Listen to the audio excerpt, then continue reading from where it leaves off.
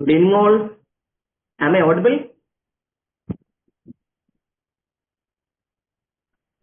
Good evening, sir. Yes, you are audible. Okay, thank you. So, shall we start? Yes, sir. Okay. So, ഇന്നലെ നമ്മൾ universal solar സിസ്റ്റത്തിന്റെ കുറച്ച് portion നമ്മുടെ GSR class എടുത്തിട്ടുണ്ടായിരുന്നു. ഇന്നലത്തെ കുറച്ച് ടെക്നിക്കൽ ഇഷ്യൂസ് ആയതുകൊണ്ട് നമുക്ക് സ്ലൈഡ് കാണിക്കാൻ പറ്റിയില്ല.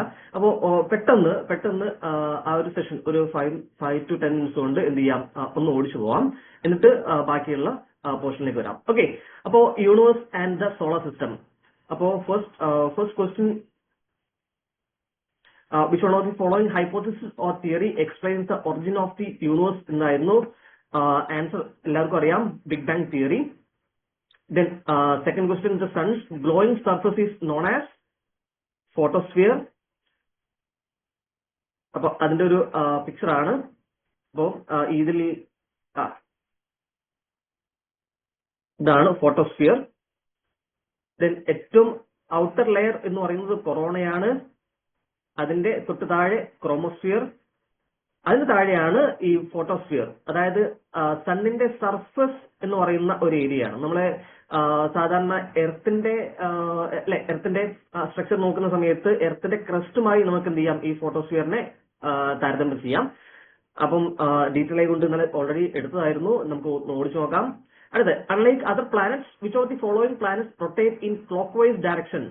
അപ്പൊ ക്ലോക്ക് വൈസ് ഡയറക്ഷനിൽ റൊട്ടേറ്റ് ചെയ്തിരിക്കുന്ന രണ്ട് പ്ലാനറ്റ്സ് നമുക്കറിയാം, ഒന്ന് വീനസും മറ്റൊന്ന് യുറാനസും. സോ ഇതിലെ ആൻസർ വീനസ്. അപ്പം അതിന്റെ ഒരു പിക്ചർ ആണ്. അപ്പൊ ഇതിൽ വീനസും അതുപോലെ തന്നെ യുറാനസും ആണ് ക്ലോക്ക് വൈസ് ഡയറക്ഷനിൽ എന്ത് ചെയ്യുന്നത്, കറങ്ങിക്കൊണ്ടിരിക്കുന്നത്. ബാക്കിയെല്ലാം ആന്റി ക്ലോക്ക് വൈസ് ആണ്. അപ്പൊ അതിന്റെ റീസണും കാര്യങ്ങളെല്ലാം സാറ് പറഞ്ഞു കാണും. കാരണം ഈ ഓരോ ഭൂഗോളത്തിന്റെയും പ്ലാനറ്റ്സിന്റെയും ചെരിവ് അനുസരിച്ചിട്ടാണ് ഈ ക്ലോക്ക് വൈസും ആന്റി ക്ലോക്ക് വൈസും വരുന്നത്. 90 ഡിഗ്രിയിൽ ചെരിവ് കൂടുന്ന അനുസരിച്ചിട്ട് ഇതിൽ എന്ത് ചെയ്യും, ഈ ആന്റി ക്ലോക്ക് വൈസ് ആയി മാറുന്നു. അതാണ് ഇതിൽ നിന്ന് കാണാൻ പറ്റുന്നത്. അതായത് വീനസിന്റെ ചെരിവ് 177 ഡിഗ്രിയാണ്. അതുപോലെ തന്നെ യുറാനസിന്റേതാണെങ്കിൽ 97 ഡിഗ്രി. അടുത്ത ക്വസ്റ്റ്യൻ ഉണ്ടായിരുന്നത്, which one of following planets has the highest density. Answer earth ആയിരുന്നു. അപ്പൊ അതിന്റെ ഒരു പിക്ചറാണ് നമ്മൾ കാണാൻ പറ്റുന്നത്. അതിന്റെ ഒരു ഷോർട്ട് ട്രിക്കും കൂടി ഞാൻ ഒന്ന് കൊടുത്തിട്ടുണ്ട്. Every man is a very mature, just needs some understanding. So every man is very mature. Every earth man stands for Mercury, then V stands for Venus, mature stands for Mars, just stands for Jupiter, N stands for Neptune, S stands for Saturn, then U stands for Uranus. ഓടിച്ചോവാം. അടുത്ത, which one of the following planets is the largest size. ഏതായിരുന്നു largest size? Again earth തന്നെയായിരുന്നു. അപ്പം അതിന്റെ ആ ഒരു സൈസിന്റെ description നോക്കുന്ന സമയത്ത് നമുക്ക് എന്ത് ചെയ്യാം, ഒരു ട്രിക്ക് നോക്കാം. The jumbo ship use new engine with very mini motor. So start with Jupiter. ഏറ്റവും ലാർജസ്റ്റ് ആയിട്ടുള്ള പ്ലാനറ്റ് ആണ് Jupiter. Second one, S ship stands for Saturn. Then U stands for Uranus, Neptune, Earth, Venus, വേറെ Mars and Mercury. ഇതെല്ലാം detail discuss ചെയ്തതായിരുന്നു. അടുത്തായി, the asteroid circle in between. നമുക്ക് എല്ലാവർക്കും അറിയാം, മാസ് ആൻഡ് ജൂപ്പിറ്റർ അല്ലെ. മാസ് ആൻഡ് ജൂപ്പിറ്റർ, ഇതാണ് asteroid belt. അടുത്തായി, Ganymede, the largest natural satellites of our solar system is present. എവിടെയായിരുന്നു? Again Jupiter. The next question, ഇതാണ് പ്രധാനപ്പെട്ട സാറ്റലൈറ്റ്സ് അല്ലെങ്കിൽ മൂൺസ് എന്ന് പറയുന്നത്. അപ്പോൾ എർത്തിന്റെ മൂണ് തന്നെയാണ്. മാർസിന്റെ പ്രധാനപ്പെട്ട രണ്ട് മൂൺസ് എന്ന് പറയുന്നത് ഒന്ന് ഫോബോസും മറ്റൊന്ന് ഡൈമോസും. പല എക്സാമുകൾക്കും ക്വസ്റ്റ്യൻ ചോദിച്ചതാണ്. ജൂപ്പിറ്ററിന്റെ ഇതാണ് ക്വസ്റ്റ്യൻ ഉണ്ടായിരുന്നത്, ഗാനിമേഡ്. അതുപോലെ തന്നെ ലോ, യൂറോപ്പ, കാലിസ്റ്റോ, ഇതെല്ലാം ജൂപ്പിറ്ററിന്റെ ആണ്. ഞാൻ ഈ സ്ലൈഡ് നിങ്ങൾക്ക് ഷെയർ ചെയ്യാം. അപ്പോൾ ബാക്കിയുള്ളത് എന്തെങ്കിലും ഡൗട്ട്സ് ഉണ്ടെങ്കിൽ നെക്സ്റ്റ് ക്ലാസ്സിൽ ചോദിക്കാം. അടുത്ത ക്വസ്റ്റ്യൻ ഉണ്ടായിരുന്നത്, മെറൈനർ 10 and Messenger mission are associated with exploration of Mercury ആണ്. exploration of Mercury. അപ്പൊ ഇങ്ങനെ ഇത്തരത്തിലുള്ള കുറെ ക്വസ്റ്റ്യൻ ചോദിക്കാം. Voyager 1, Voyager 2 പോലെയുള്ള സോളാർ സിസ്റ്റത്തെ കുറിച്ച് പഠിക്കാനൊക്കെയുള്ള അതുപോലെ തന്നെ കുറെ മിഷൻസ് നമുക്ക് എക്സാമിൽ പ്രതീക്ഷിക്കാം. സോ ഇതിന്റെ ഓപ്ഷൻ ബി. അടുത്തായി the Neptune planet appears to be greenish due to methane, presence of methane. അടുത്ത comets are celestial bodies moving around the solar system. Option A, elliptical orbit usually accompanied by a long shining tail. എന്തായിരുന്നു answer? Again A അല്ലേ? അപ്പോ അതിന്റെ ഒരു picture ആണ് നമുക്ക് കാണാൻ പറ്റുന്നത്. ഇപ്പോ ഒരു ഹാലി കോമറ്റ്സിന്റെ ഒരു എലിപ്റ്റിക്കൽ ആയിട്ടുള്ള ഒരു ഓർബിറ്റ് ആണ് കാണാൻ പറ്റുന്നത്. പക്ഷെ എലിപ്റ്റിക്കൽ മാത്രമല്ല ഉള്ളത്, ഇതിൽ ഹൈപ്പർ പാരബോളിക് ആയിട്ടുള്ള ഒരു ചില കോമറ്റ്സുകൾക്ക് ഹൈപ്പർ പാരബോളിക് ആയിട്ടുള്ള ഓർബിറ്റും നമുക്ക് കാണാൻ സാധിക്കും. അതുമായി ബന്ധപ്പെട്ട ക്വസ്റ്റ്യൻ ഉള്ള സമയത്ത് ഞാനത് ഡീറ്റെയിൽ ഡിസ്കസ് ചെയ്യാം. അടുത്ത ക്വസ്റ്റ്യൻ ഉണ്ടായിരുന്നു which is not correct regarding asteroid. ഈ ഓപ്ഷനിൽ they are minor planets made of rocks, അത് ശരിയായിരുന്നു. They reveal lot of about the origin of universe, അതും ശരിയായിരുന്നു. Ceres is the largest asteroid, അതും ശരിയായിരുന്നു. ഏറ്റവും ലാസ്റ്റ് തെറ്റായുള്ള ഓപ്ഷൻ ആയിരുന്നു they rotate in between Earth and Jupiter. അപ്പോൾ നമ്മൾ നേരത്തെ ക്വസ്റ്റ്യൻ നോക്കിയിട്ടുണ്ടായിരുന്നു മാർസിന്റെയും ജൂപ്പിറ്ററിന്റെയും ഇടയിലാണ് അല്ലെ. സോ ആൻസർ ബി ആയിരുന്നു. അടുത്ത why do we see only one side of the moon. അപ്പോ അതിന്റെ ഒരു ആൻസർ എന്ന് പറയുന്നത് ടൈഡൽ ലോക്ക്, എർത്തിന്റെയും മൂണിന്റെയും എന്ത് ചെയ്യും ആ ഒരു ഓർബിറ്റ് സിങ്ക്രണസ് ആയിട്ടുള്ള ഒരു ഓർബിറ്റ് ആണ്. അപ്പൊ അതുകൊണ്ടാണ് എല്ലാ സമയത്തും നമുക്ക് മൂണിന്റെ ഒറ്റ സൈഡ് മാത്രം കാണാൻ സാധിക്കുന്നത്. അടുത്ത question the black hole is option A, B, C, D, a huge black star with zero acceleration. എന്തായിരുന്നു ഇതിന്റെ answer? Large acceleration due to gravity on its surface. അതായത് ബ്ലാക്ക് ഹോൾ എന്ന് കേൾക്കുമ്പോൾ തന്നെ സൂര്യൻ സൂര്യൻ പോലെയുള്ള മറ്റ് സ്റ്റാറുകൾ, അതിന്റെ ഏറ്റവും അവസാന സ്റ്റേജ് ആയിട്ടുള്ള ബ്ലാക്ക് ഹോൾ, ആ ഒരു ബ്ലാക്ക് ഹോള് എല്ലാ പ്രകാശത്തെയും വലിച്ചെടുക്കുന്ന ആ ഒരു ടെൻഡൻസി, അപ്പോൾ അതിന്റെ ആ ഒരു ടെൻഡൻസി അനുസരിച്ച് large acceleration due to gravity എന്നാണ് ആൻസർ ഉണ്ടായിരുന്നത്. Answer C. അടുത്ത question which of the following statement is or are correct. First one, in comparison to Jupiter planets display eclipse more frequently. അത് തെറ്റായ സ്റ്റേറ്റ്മെന്റ് ആയിരുന്നു അല്ലെ. കാരണം ജൂപ്പിറ്ററിന്റെ കാനിബേഡ് പോലെയുള്ള യൂറോപ്പ പോലെയുള്ള വലിയ വലിയ മൂൺസ് പലപ്പോഴും ജൂപ്പിറ്ററിൽ എന്തുണ്ടാക്കുന്നുണ്ട്, എക്ലിപ്സ് ഉണ്ടാക്കാറുണ്ടായിരുന്നു. പക്ഷേ എർത്തിൽ ഫ്രീക്വന്റ്ലി അത്ര വലിയ രീതിയിൽ എന്ത് ചെയ്യില്ല, ഈ സോളാർ എക്ലിപ്സോ അതുപോലെ തന്നെ ലൂണാർ എക്ലിപ്സോ ഉണ്ടാകാറില്ല കമ്പാരിറ്റീവ് വിത്ത് ജൂപ്പിറ്റർ. അപ്പോൾ അത് തെറ്റായ സ്റ്റേറ്റ്മെന്റ് ആയിരുന്നു. Second statement, on Mars only partial solar Eclipse R possible. അത് ഡീറ്റെയിൽസ് ആർ ഡിസ്കസ് ചെയ്ത് എന്ന് വിചാരിക്കുന്നു. കാരണം മാർസിന്റെ രണ്ട് പ്രധാനപ്പെട്ട സാറ്റലൈറ്റ്സ് ആയിട്ടുള്ള ഫോബോസും ഡെയ്മോസും വളരെ ചെറിയ സാറ്റലൈറ്റ് ആയതുകൊണ്ട് തന്നെ പാർഷ്യൽ ആയിട്ട് മാത്രമേ അവിടെ എന്ത് ചെയ്യും ഈ എക്ലിപ്സ് അനുഭവപ്പെടാറുള്ളൂ. അപ്പൊ അടുത്ത question, consider following statement Pluto is no more a planet. ശരിയാണ്. Neptune and Uranus are called join twins, അതും ശരിയാണ്. Sirius the brightest star. അപ്പം ഈ മൂന്ന് സ്റ്റേറ്റ്മെന്റ് ശരിയായിരുന്നു. ദെൻ ലാസ്റ്റ് 16 ക്വസ്റ്റ്യൻ, ഇന്നലെ 16 ക്വസ്റ്റ്യൻ വരെയായിരുന്നു ഡിസ്കസ് ഉണ്ടായിരുന്നത്. Consider following statement about comets. Most comets have elongated elliptical orbits. ശരിയായ സ്റ്റേറ്റ്മെന്റ് ആയിരുന്നു. If A comet is travelling fast enough it may leave solar system, അതും ശരിയാ. ഓക്കെ, അപ്പം രണ്ട് സ്റ്റേറ്റ്മെന്റ് ശരിയാണ് അല്ലെ. ഇതുവരെ അല്ലേ നമ്മൾ ഇന്നലെ ജിജെ സാർ ഡിസ്കസ് ചെയ്തിട്ടുണ്ടായിരുന്നു ഈ 16 ക്വസ്റ്റ്യൻ വരെ ആയിരുന്നല്ലേ? നമ്മള് 16th ലാസ്റ്റ് സ്റ്റോപ്പ് ചെയ്തത്. ഓക്കെ. അപ്പോ ഇത്രയും പോർഷൻസിൽ നിങ്ങൾക്ക് ഡൗട്ട്സ് ഒന്നും ഇല്ലാന്ന് ഇരിക്കുന്നു. അടുത്ത ക്വസ്റ്റ്യൻ മുതൽ നമുക്ക് ഡീറ്റെയിൽ ഡിസ്കസ് ചെയ്യാം കേട്ടോ. Okay, okay. ഓക്കെ, അടുത്ത question 17 question, which of the following statement is or are correct regarding the stages of life of A star. അപ്പോ ഒരു സ്റ്റാർ അല്ലെ, ഒരു നക്ഷത്രം, ആ നക്ഷത്രത്തിന്റെ ജനനം മുതൽ മരണം വരെയുള്ള അതിന്റെ ലൈഫ് സ്റ്റേജ് അല്ലെങ്കിൽ ലൈഫ് സൈക്കിളിനെ കുറിച്ചാണ് നമുക്ക് ചോദ്യം ചോദിക്കുന്നത്. 3 സ്റ്റേറ്റ്മെന്റ് ഉണ്ടായിരുന്നു. Black hole is a last stage of life of star. ആർക്കും ഡൗട്ട്സ് ഇല്ലാന്ന് വിചാരിക്കുന്നു. അത് തന്നെയാണ്. അടുത്ത സ്റ്റേറ്റ്മെന്റ് ഉണ്ടായിരുന്നത് black holes are form when star explodes on crossing upper limit of mass. മൂന്നാം സ്റ്റേറ്റ്മെന്റിലൂടെ നോക്കാം. This upper limit is called Chandrasekhar limit. അപ്പൊ ഈ സ്റ്റാറിന്റെ ആ ഒരു ലൈഫ് സൈക്കിൾ നിങ്ങൾ പഠിച്ചു കാണും. പഠിക്കാത്തവരാണെങ്കിൽ ജസ്റ്റ് ഒന്ന് മനസ്സിലാക്കുക. അതായത് ഈ പിക്ചറിൽ കാണുന്നതാണ് the life cycle of A star, life cycles of A star. അപ്പോ ഒരു നെബുല, സ്റ്റെല്ലാർ നെബുല ഒറിജിൻ ചെയ്യുന്ന ഒരു സ്റ്റാർ രണ്ട് രീതിയിൽ സ്റ്റാറായി ഫോം ചെയ്യാം. ഒന്ന് ആവറേജ് സ്റ്റാറായും മറ്റൊന്ന് മാസീവ് സ്റ്റാറായും. ഒരു ആവറേജ് സ്റ്റാർ ആണെങ്കിൽ അത് പിന്നീട് എന്തായി മാറുന്നു? ഒരു റെഡ് ജയന്റ് ആയി മാറുന്നു. ആ റെഡ് ജയന്റ് ശേഷം ഒരു പ്ലാനറ്ററി നെബുലയായി മാറുന്നു. അതിന്റെ മരണത്തോടുകൂടെ ഒരു വൈറ്റ് ഡോഫായി മാറുന്നു. ഒരു മാസീവ് സ്റ്റാർ ആണെങ്കിൽ അത് റെഡ് സൂപ്പർ ജയന്റ് ആയി മാറുന്നു. എക്സാമ്പിൾ നമ്മുടെ സണ്ണ് പോലെ റെഡ് സൂപ്പർ ജയന്റ് ആയി മാറുന്നു. അതിന്റെ ഒരു മരണം എന്ന് പറയുന്നത് സൂപ്പർനോവ, അതിന്റെ ഒരു പൊട്ടിത്തെറിയിലൂടെയാണ്. അങ്ങനെ ആ ഒരു പൊട്ടിത്തെറിക്ക് ശേഷം ആ ഒരു സൺ അല്ലെങ്കിൽ ആ ഒരു സ്റ്റാറിന്റെ മാസ് ചന്ദ്രശേഖർ ലിമിറ്റേക്കാളും കൂടുതലാണെങ്കിൽ, അപ്പൊ എന്താണ് ചന്ദ്രശേഖർ ലിമിറ്റ് എന്ന് ഞാൻ പറഞ്ഞുതരാം. അതായത് ഒരു പ്രധാനപ്പെട്ട മാസ് ആണെന്ന് പറയുന്നത് സണ്ണിന്റെ മാസിനേക്കാളും 1.44 അത്രയും മാസ് അല്ലെങ്കിൽ അതിനേക്കാൾ കൂടുതൽ മാസ് ഉള്ള ഒരു സ്റ്റാർ ആണെങ്കിൽ ആ ഒരു സ്റ്റാർ എന്തായി മാറുന്നു? ബ്ലാക്ക് ഹോൾ ആയി മാറും.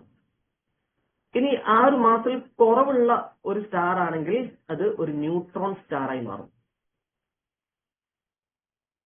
അപ്പോൾ നമുക്ക് ഈ ക്വസ്റ്റ്യനിലേക്ക് തിരിച്ചു വരാം. The stages of life of star നോക്കാം. First statement, black hole is the last stage of life of a star. Second statement, the black hole are formed when star explodes on a crossing of upper limits of mass. ഇതാണ് നമ്മൾ last പറഞ്ഞിട്ടുണ്ടായിരുന്നത്. അതായത് ഈ upper ലിമിറ്റിന്റെ മുകളിലാണെങ്കിൽ അതൊരു black ഹോളായി മാറുന്നു.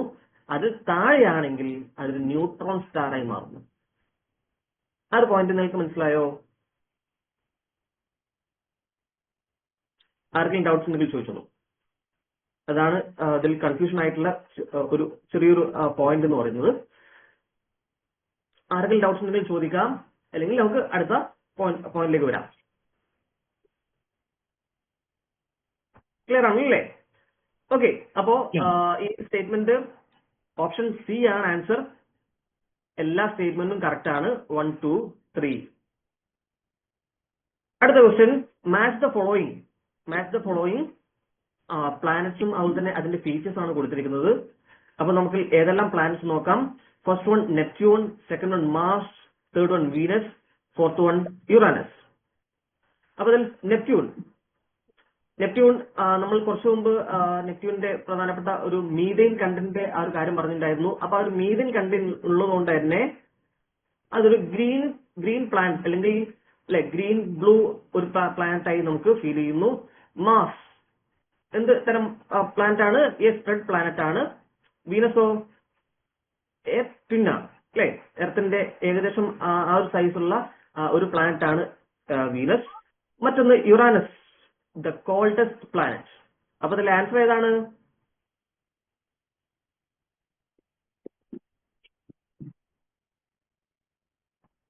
നോക്കി പറഞ്ഞോളൂ. Answer A, 4231. ഓപ്ഷൻ എ ആണ് ആൻസർ. പോയിന്റ്സ് മനസ്സിലായി കാണുമെന്ന് വിചാരിക്കുന്നു. അടുത്ത ക്വസ്റ്റ്യൻ, മാച്ച് ദ ഫോളോയിങ് തന്നെയാണ് അടുത്ത ക്വസ്റ്റ്യൻ. Satellite or asteroid. നമുക്ക് കുറച്ച് സാറ്റലൈറ്റുകളെ അല്ലെങ്കിൽ മൂണുകളെ പരിചയപ്പെടാം. ഫോബോസ് ആരുടെ സാറ്റലൈറ്റ് ആണ്? മാസ് അല്ലെ? ഫോബോസും ഡെയ്മോസും ആരുടെയാണ്? മാസിന്റെ ആണ്. ടൈറ്റാന്റെ ഏതായിരുന്നു? ടൈറ്റാൻ ആരുടെ മൂണായിരുന്നു? സാറ്റേൺ.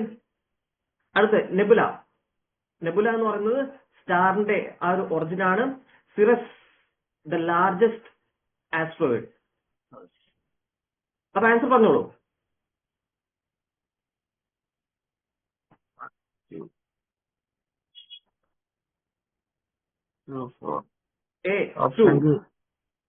ഓപ്ഷൻ അതെ, ഓപ്ഷൻ ബി. മിക്ക പോയിന്റ്സും റിപ്പീറ്റേഷൻ ആയിട്ടാണ് ചോദിക്കുന്നത്. അപ്പം നിങ്ങൾക്ക് ഡൗട്ട്സ് ഇല്ല എന്ന് ഇരിക്കുന്നു. എന്തെങ്കിലും ഡൗട്ട്സ് ഉണ്ടെങ്കിൽ അപ്പൊ തന്നെ ചോദിക്കാം കേട്ടോ.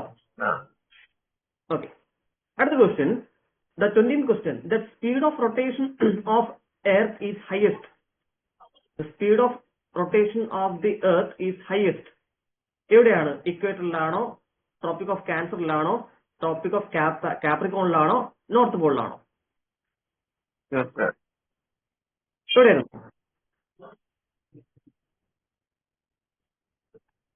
ആൻസർ ഈസ് ഇക്വേറ്റർ കേട്ടോ.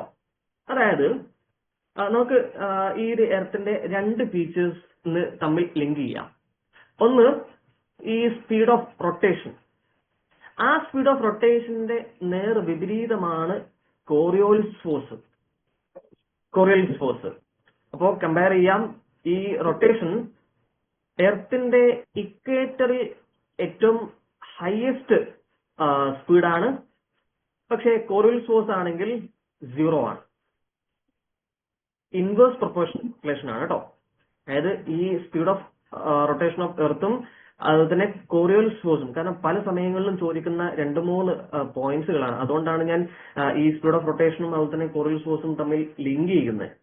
അപ്പോ പരസ്പര വിരുദ്ധമായിട്ടുള്ള രണ്ട് പോയിന്റ്സ് ആണ്, അതായത് ഇൻവേഴ്സ് പ്രൊപ്പോർഷൻ ആയിട്ടുള്ള പോയിന്റ്സ് ആണ്. അപ്പൊ സ്പീഡ് ഓഫ് റൊട്ടേഷൻ നോക്കിക്കഴിഞ്ഞാൽ ഇക്വേറ്ററിൽ ഹയസ്റ്റ് സ്പീഡാണ്, പക്ഷേ കോറിയോളിസ് ഫോഴ്സ് ആണെങ്കിൽ ഇക്വേറ്ററിൽ 0 ആണ്. ഇനി ഈ ഒരു സ്പീഡ് ഓഫ് റൊട്ടേഷൻ പോളിലാണെങ്കിൽ 0 ആണ്, പക്ഷേ കോറിയോളിസ് ഫോഴ്സ് ആണെങ്കിൽ ഏറ്റവും ഹയസ്റ്റ് ആണ്. ഈ രണ്ട് പോയിന്റ് നിങ്ങൾ തമ്മിൽ കമ്പയർ ചെയ്യാൻ സാധിച്ചോ, ലിങ്ക് ചെയ്യാൻ പറ്റിയോ? എന്തെങ്കിലും ഡൗട്ട്സ് ഉണ്ടെങ്കിൽ ചോദിച്ചോളൂ. കാരണം അടുത്തൊരു ക്വസ്റ്റ്യൻ അതുമായി ബന്ധപ്പെട്ട ഉള്ള ഒരു ക്വസ്റ്റ്യൻ കൂടിയാണ്. നിങ്ങൾക്ക് ആ ഒരു പോയിന്റ് ലിങ്ക് ചെയ്യാൻ പറ്റിയോ?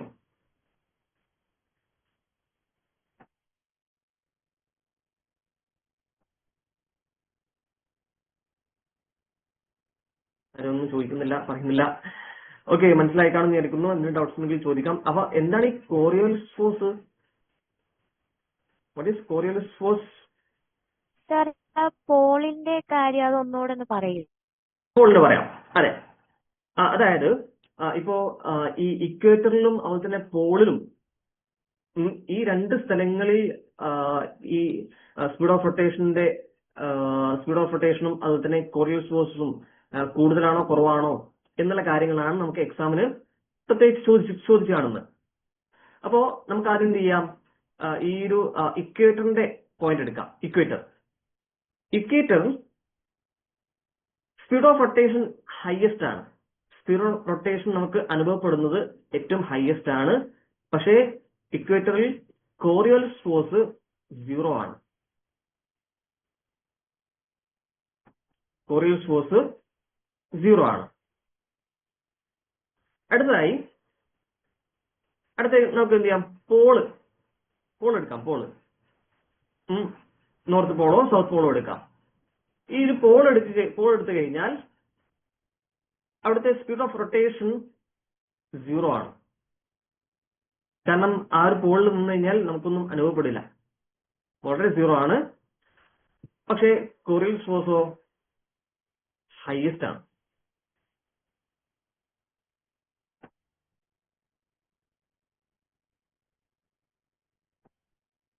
എന്താണ് ഈ കോറിയോളിസ് ഫോഴ്സ്? അതായത് നമ്മുടെ ഭൂമി റൊട്ടേറ്റ് ചെയ്യുന്ന അനുസരിച്ചിട്ട് നോർത്ത് പോളില് എല്ലാം റൈറ്റ് സൈഡിലോട്ട് റിഫ്ലക്ട് ചെയ്യും, സൗത്ത് പോളില് ലെഫ്റ്റിലോട്ടും അല്ലെ? യെസ്, അതെ, റിഫ്ലക്ട് ചെയ്യും. പക്ഷെ ഈ ഇക്വേറ്ററിലാണെങ്കിൽ അത് 0 ആണ്. 0. Okay, yes. അടുത്ത question, which of the following factor is responsible for revolution of the earth? അതായത് എർത്തിന്റെ റെവല്യൂഷന് കാരണമായിട്ടുള്ള പോയിന്റ് എന്ത്? നമുക്ക് 4 സ്റ്റേറ്റ്മെന്റ് കൊടുത്തിട്ടുണ്ട്. Gravitational force of the moon, sun's heat energy, option C density of planets in the solar system, option D gravitation pull of the sun. നമുക്ക് എല്ലാവർക്കും അറിയാം answer D, gravitation pull of the sun. കാരണം sun ഭൂമിയെ അതിന്റെ ആ ഒരു പ്രഭാവലത്തിലേക്ക് attract ചെയ്യുന്നോണ്ടാണ് അല്ലെ. Attract ചെയ്യുന്നതുകൊണ്ടാണ് അതിനെ ചുറ്റി നമ്മുടെ എർത്ത് കറങ്ങിക്കൊണ്ടിരിക്കുന്നത്. അതിന് നമ്മൾ പറയും ഹീലിയോസെൻട്രിക് തിയറി. അടുത്ത്, what does equinox mean? What is equinox mean? What is equinox? അതിന്റെ പേരിൽ തന്നെ നമുക്ക് കാണാൻ പറ്റും EQ, ഈക്വൽ.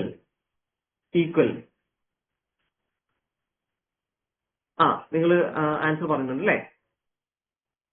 ആൻസർ ശരിയാണ്. Answer A. The 2 period of the year when day and night are equal. Day and night equal ആയിട്ടുള്ള 12 മണിക്കൂറും ആയിട്ടുള്ള അത്തരം സമയമാണ് ഏത്? ഇക്വിനോക്സ്. അപ്പൊ ആ ഇക്വിനോക്സുമായി ബന്ധപ്പെട്ട് ഒരു പോയിന്റ് നോക്കാം.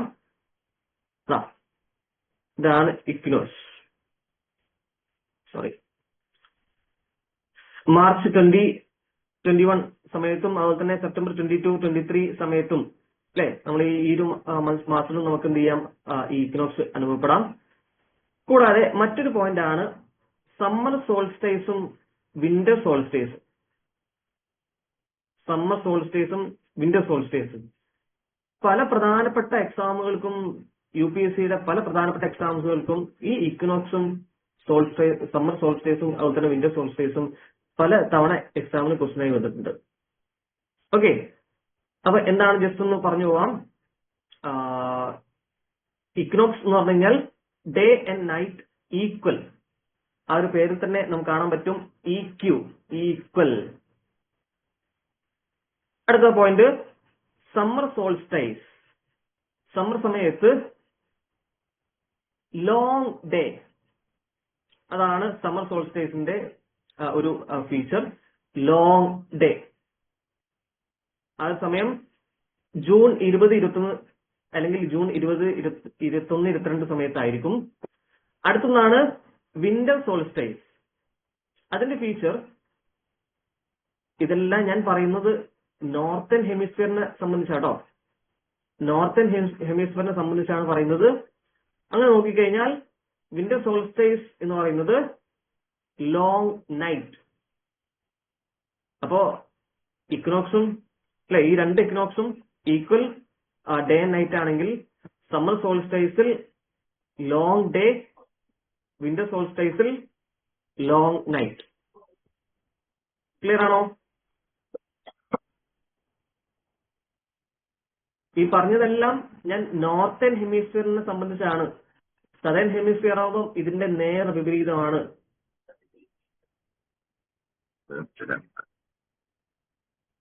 അപ്പൊ ശിവ, ക്ലിയർ ആണോ? ഡൗട്ട് ചോദിച്ചതാണോ? Okay, thank you. അടുത്ത question, where is the Coriolis effect the largest? നിങ്ങൾ പറ, ആൻസർ പറയൂ. Option A, at equator. Option B, at the tropic of Capricorn. Option C, at the North Pole. Option D, at 45 degrees latitude in East Hemisphere. അപ്പൊ നമ്മൾ answer already പറഞ്ഞിട്ടുണ്ടായിരുന്നു. At the north pole. Coriolis forces ഏറ്റവും കൂടുതൽ കാണുന്നത് option C, at the north pole. Okay, അടുത്ത question, the phenomenon Saros cycle അല്ലെങ്കിൽ Saros cycle in association with. ഇങ്ങനെ ഒരു ക്വസ്റ്റ്യൻ നിങ്ങൾ കണ്ടു കാണും, അല്ലെങ്കിൽ പരിചയമില്ലാത്തവർക്ക് ജസ്റ്റ് പറഞ്ഞുതരാം. അതായത് സാരോസ് സൈക്കിൾ. ഓക്കെ, അതിൽ ശരിയാണ്, യുവർ റൈറ്റ് ആൻസർ. ഈ സാരോസ് സൈക്കിൾ എന്ന് പറയുന്നത് സോളാർ എക്ലിപ്സും ലൂണാർ എക്ലിപ്സും ഈ രണ്ടുമായി ബന്ധപ്പെട്ടാണ്. അപ്പോ ആൻസർ ഡി. അപ്പൊ എന്താണ് സാരോസ് സൈക്കിൾ എന്ന് പറയാം. അതായത് ഇപ്പോ എക്സാമ്പിൾ, ഒരു സോളാർ എക്ലിപ്സ് 2000 ആണ്ടിൽ ഒരു സോളാർ എക്ലിപ്സ് ഉണ്ടായി എന്ന് കരുതാം. 2000-ൽ. അപ്പോ ഈ സാരോസ് സൈക്കിൾ അനുസരിച്ചിട്ട് ഒരു സൈക്കിൾ ഫോളോ ചെയ്യുന്നു. അതായത് ഓരോ 18 വർഷവും അതുപോലെ തന്നെ 11 ദിവസവും 8 മണിക്കൂറും.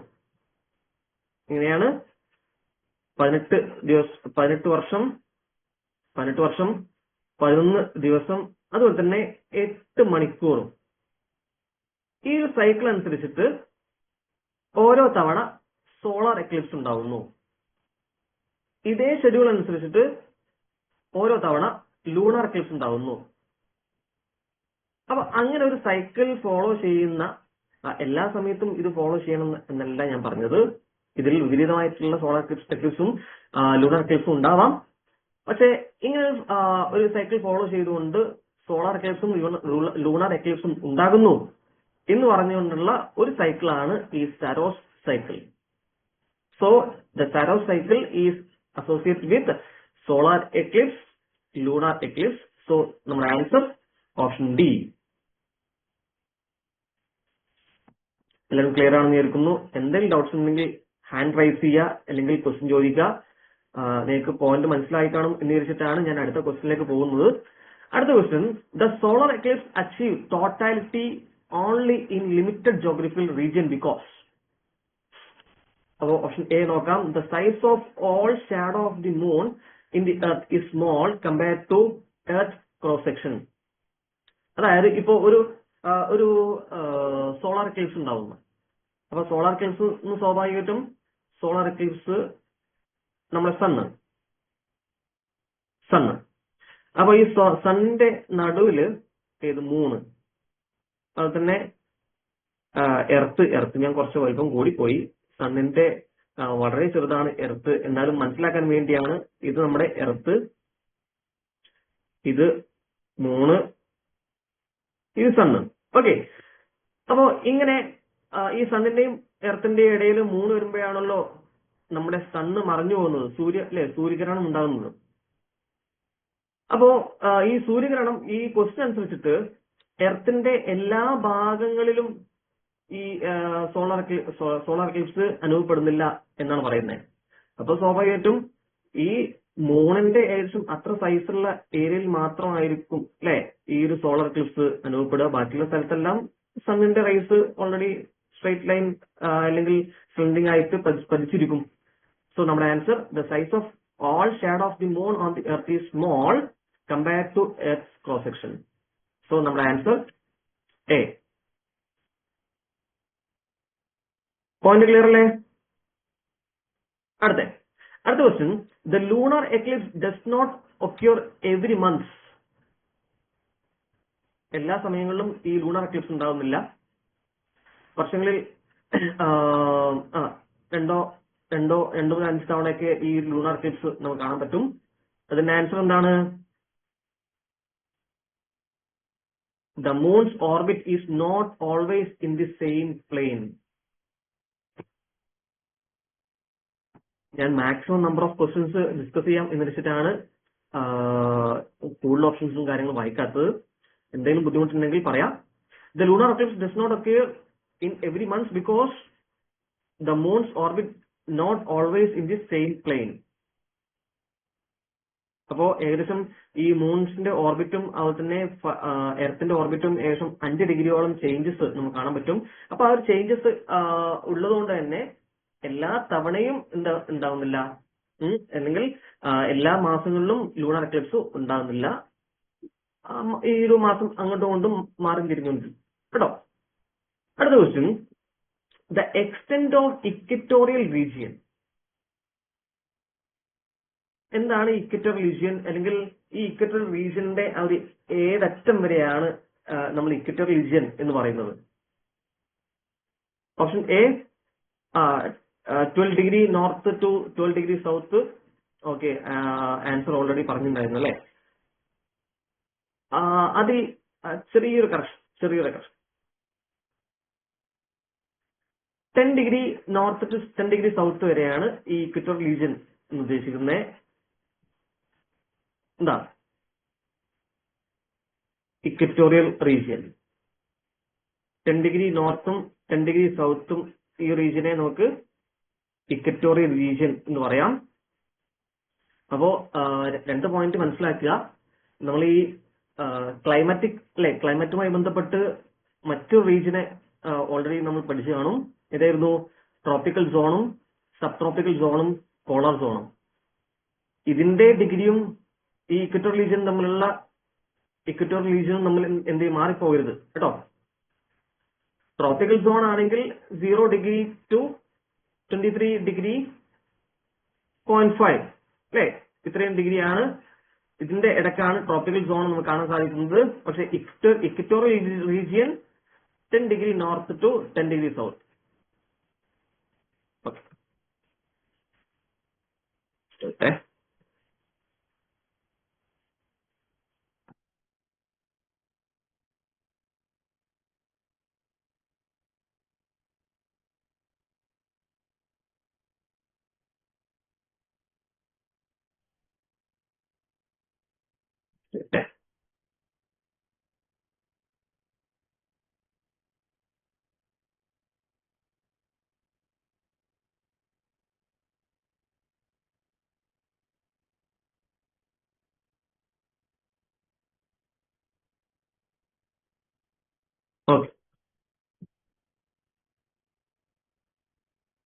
അടുത്ത question, the intensity of sun ray on the earth is dependent on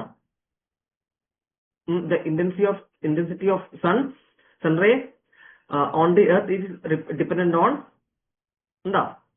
answer is latitude അല്ലേ. അതായത് ഈ ലാറ്റിറ്റ്യൂഡ് അനുസരിച്ചിട്ട് ലാറ്റിറ്റ്യൂഡ്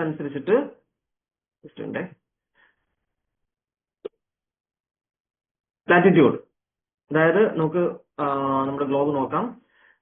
ഈ ഇക്വേറ്റർ റീജിയൻ ആണെങ്കിൽ ഏറ്റവും സ്ട്രെയിറ്റ് ലൈനിലായിരിക്കും നമ്മുടെ സോളാർ എന്ത് ചെയ്യുന്നത്, നേരിട്ട് സണ്ണിന്റെ രശ്മികൾ പതിക്കുന്നെങ്കിൽ മുകളിലേക്ക് പോകുന്തോറും അതിന്റെ ചെരിവ്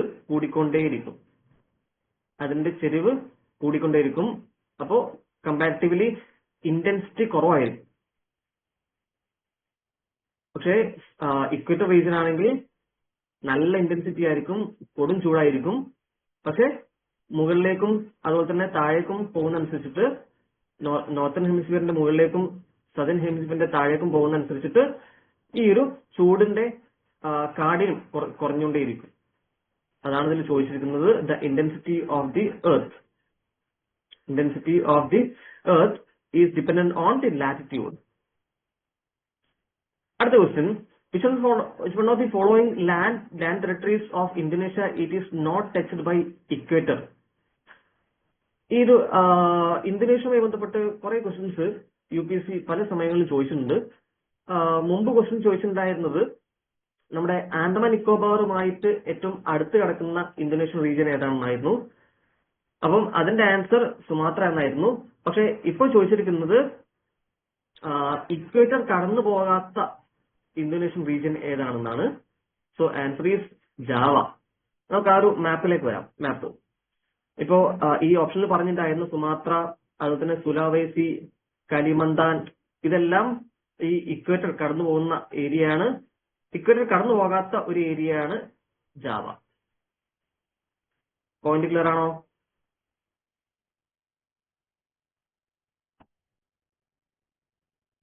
സ്പീഡ് കുറച്ച് കൂടുതലുണ്ടോ? സ്പീഡ് കുറക്കണോ? ഇല്ല സാർ, ഓക്കെ ആണ്. ഓക്കെ അല്ലേ? എല്ലാവർക്കും ഓക്കെ അല്ലേ? ഓക്കെ.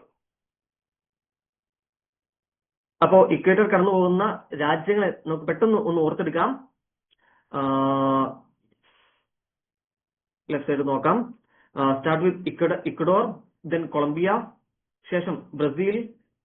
ഇനി നമുക്ക് ആഫ്രിക്കയിലേക്ക് വരാം. ആഫ്രിക്കയിലേക്ക് വരുന്ന സമയത്ത് സാവോ ടോം, അതുപോലെ തന്നെ ഗാബോൺ, ദെൻ ശേഷം ഡെമോക്രാറ്റിക് റിപ്പബ്ലിക് ഓഫ് കോങ്കോ, അതുപോലെ തന്നെ republic of Congo, Uganda, Kenya, Somalia, ശേഷം നമ്മുടെ മാൽദീവ്സ്, കൂടാതെ ഇന്തോനേഷ്യ, ഏറ്റവും ലാസ്റ്റ് ഒരു ഓഷ്യാന കൺട്രി നോക്കാം, കിരിബാത്തി. ഇത്രയും രാജ്യങ്ങളിലൂടെയാണ് നമ്മുടെ ഇക്വേറ്റർ കടന്നു പോകുന്നത് കേട്ടോ. അടുത്ത ക്വസ്റ്റനിൽ മറ്റുള്ള നമുക്ക് മെറിഡിയൻസിന്റെ അല്ലെ GMT കടന്നു പോകുന്ന രാജ്യങ്ങളൊക്കെ അടുത്ത ക്വസ്റ്റനിൽ നമുക്ക് പരിചയപ്പെടാം. ഒന്ന് റിപ്പീറ്റ് ചെയ്യണോ? സോ സ്റ്റാർട്ട് വിത്ത് ഇക്വഡോർ, ശേഷം കൊളംബിയ, ബ്രസീൽ, ഇനി ആഫ്രിക്കയിലേക്ക് വരുന്ന സമയത്ത് സവോത്തോം, അതുപോലെ തന്നെ റിപ്പബ്ലിക് ഓഫ് കോങ്കോ, അതുപോലെ തന്നെ Democratic Republic of Congo, next Gabon, then Kenya, Uganda, Somalia, Maldives, Indonesia, Kiribati. Clear അല്ലേ? അടുത്ത question, which one of the following is the longest parallel of latitude? Which one of the following is the longest parallel of latitude? അതായത് നമ്മുടെ globe, ആ ഒരു ഗ്ലോബിൽ ഏറ്റവും longest ആയിട്ടുള്ള latitude ഏത്? സ്വാഭാവികമായിട്ടും ഇക്വേറ്റർ അല്ലേ? കാരണം ഇക്വേറ്റർ ആണ് ഏറ്റവും നീളം കൂടിയ ലാറ്റിറ്റ്യൂഡ് എന്ന് പറയുന്നത് ഇക്വേറ്റർ ആണ്. കാരണം നമ്മുടെ ഭൂമി അല്ലെ, ഭൂമി ഈ സെൻട്രൽ എത്തുന്ന സമയത്താണല്ലോ കൂടുതൽ ബൾജ് ചെയ്യുന്നത്. അപ്പൊ ആ കൂടുതൽ ബൾജ് ചെയ്യുന്നതുകൊണ്ട് തന്നെ ആ രണ്ടറ്റവും കൂട്ടിമുട്ടാൻ കൂടുതൽ ഡിസ്റ്റൻസ് ട്രാവൽ ചെയ്യുന്നതുകൊണ്ട് തന്നെ ഏറ്റവും ലാർജസ്റ്റ് ലാറ്റിറ്റ്യൂഡ് എന്ന് പറയുന്നത് ഇക്വേറ്റർ. അടുത്ത question, which one of the following is the longest latitude? Answer പറയൂ.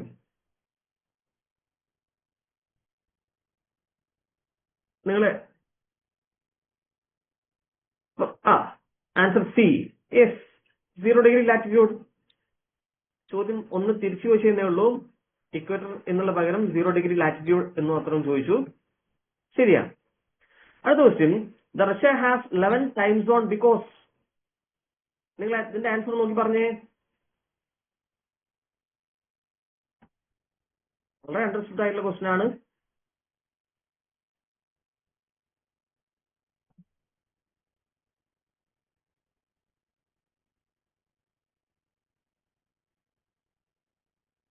പറഞ്ഞോളൂ, പെട്ടെന്ന് പറഞ്ഞോളൂ.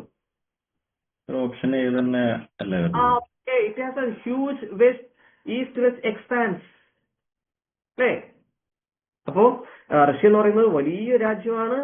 സ്വാഭാവികമായിട്ടും ആ ഒരു ഈസ്റ്റ് വെസ്റ്റ് എക്സ്പാൻസ് ഉള്ളതുകൊണ്ട് തന്നെ 11 ടൈം സോൺ ഉള്ള ഒരു രാജ്യം കൂടിയാണ്. Answer A. അടുത്തൊരു question, If it is a 12 noon in India, ഇന്ത്യയിൽ 12 മണി. ഇന്ത്യയിൽ 12 മണി PM ആണ്, അതായത് ഉച്ചക്ക് 12 മണി. ക്വസ്റ്റ്യൻ ചോദിച്ചിരിക്കുന്നത്, on which meridian it will be 7 AM on same day? ഏത് മെറിഡിയനിലാണ് എന്ത് ചെയ്യുന്നത് രാവിലെ 7 മണി ആയിട്ടുള്ളത്? നിങ്ങൾക്ക് ഇതിന് ആൻസർ കണ്ടെത്താൻ പറ്റുന്നുണ്ടോ? ജസ്റ്റ് ഒന്ന് ശ്രദ്ധിക്കൂ, ജസ്റ്റ് ഒന്ന് ട്രൈ ചെയ്യൂ.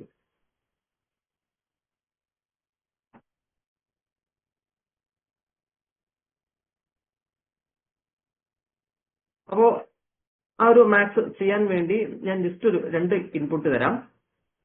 അതായത് 1 മണിക്കൂർ 1 hour is equal to 15 degree. അതായത് ഈ ലാറ്റിറ്റ്യൂഡിന്റെ 15 ഡിഗ്രി പാസ് ചെയ്യുന്ന സമയത്ത് 1 മണിക്കൂർ പാസ് ചെയ്യും.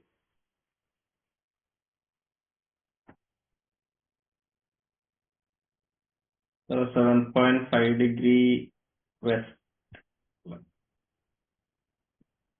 കേട്ടില്ല, ഒന്ന് പറ. 7.5 degree east ആയിരിക്കില്ലേ? ഈസ്റ്റ്, യെസ്, ഈസ്റ്റ് ആണ്, വെസ്റ്റ് അല്ല. എനിക്ക് തട്ടിപ്പോകുന്നു, പിന്നെ വായിച്ചപ്പോൾ വെസ്റ്റ് എന്നൊരു ഓപ്ഷനേ ഇല്ല. എനിക്ക് തട്ടിപ്പോകുന്നു, ഈസ്റ്റ് കേട്ടോ. അതെങ്ങനെ വരുന്ന വെച്ച് കഴിഞ്ഞാൽ, ഇപ്പൊ എക്സാമ്പിൾ നമുക്ക് എല്ലാവർക്കും അറിയുന്നതാണ് ഈ ഗ്രീൻ മീൻ ടൈം അല്ലെ, ഗ്രീൻവിച്ച് മീൻ ടൈമും അതുപോലെ തന്നെ ഇന്ത്യൻ സ്റ്റാൻഡേർഡ് ടൈം അല്ലെ, ഇന്ത്യൻ സ്റ്റാൻഡേർഡ് ടൈമും തമ്മിൽ എത്ര മണിക്കൂർ വ്യത്യാസമുണ്ട്? ഏകദേശം 5 hours 30 minutes അല്ലെ, 5 hours 30 minutes. അപ്പോ നമുക്ക് ഈ ഒരു ക്വസ്റ്റ്യൻ ചെയ്യാൻ നമ്മുടെ ഇന്ത്യൻ സ്റ്റാൻഡേർഡ് ടൈമിന്റെ ആ ഒരു ടൈം എടുക്കാം. 82.5 ഡിഗ്രി ഈസ്റ്റ്. അപ്പോൾ ഇതിൽ ചോദ്യത്തിൽ കൊടുത്തിരിക്കുന്നത് വെച്ച് കഴിഞ്ഞാൽ 12 മണി, ഇന്ത്യയിൽ 12 മണിയാണ്. അതുപോലെ തന്നെ മറ്റൊരു ടൈം എന്ന് പറയുന്നത് 7 AM. അപ്പോ സ്വാഭാവികമായിട്ടും ഇത് ഇന്ത്യയാണെങ്കിൽ ഇന്ത്യയുടെ വെസ്റ്റ് സൈഡിലായിരിക്കും എന്ത് ചെയ്യുന്നത്, ഇന്ത്യയുടെ വെസ്റ്റ് സൈഡിലുള്ള ഒരു ഏരിയയാണ് ഇതെന്ന് നമുക്ക് മനസ്സിലാക്കാം. വെസ്റ്റ് സൈഡിലുള്ള ഒരു ഏരിയ. ഓക്കെ, കാരണം ഇന്ത്യയിൽ 12 ആയപ്പോ അവിടുന്ന് ഇങ്ങോട്ട് പോരുമ്പോഴും അല്ലെ, വെസ്റ്റിലേക്ക് പോരുന്തോറും ഈ സമയം കുറഞ്ഞിട്ട് വരുന്നത് കാര്യം നമുക്കറിയാം. അപ്പം ഈ ഒരു ടൈം ഗ്യാപ്പ് എന്ന് പറയുന്നത് 12-ഉം 7-ഉം ഇടയിലുള്ള ടൈം ഗ്യാപ്പ് 5 hours ആണ്. 5 hours. അപ്പൊ ഈ 5 hours-ൽ 5 hours. അപ്പൊ ഈ 5 hours നമുക്ക് ഈ ഒരു ടോപ്പിക്കിലേക്ക് എടുക്കുകയാണെങ്കിൽ, ഈ ഒരു ഫോർമുലയിലേക്ക് എടുക്കുകയാണെങ്കിൽ 5 hours ക്യാച്ച് ചെയ്യാൻ എത്ര ഡിഗ്രി ഇങ്ങോട്ട് മാറേണ്ടി വരും? 75 ഡിഗ്രി മാറേണ്ടി വരും. 75 ഡിഗ്രി അല്ലേ, വെസ്റ്റിലേക്ക് നമുക്ക് പോരേണ്ടി വരും. 75 ഡിഗ്രി വെസ്റ്റ് സൈഡിലേക്ക് നമുക്ക് പോരേണ്ടി വരും. എന്നിട്ട് എന്ത് ചെയ്യാം, ഈ 82.5 ഡിഗ്രി ഈസ്റ്റും അതുപോലെ തന്നെ 75 ഡിഗ്രിയും തമ്മിൽ കുറക്കാം. അപ്പൊ അതിന്റെ ഡിഫറൻസ് എന്ന് പറയുന്നത് 7.5 ഡിഗ്രി ഈസ്റ്റ്. നിങ്ങൾക്ക് അതിന്റെ പോയിന്റ് മനസ്സിലായോ? റിപ്പീറ്റ് ചെയ്യണോ?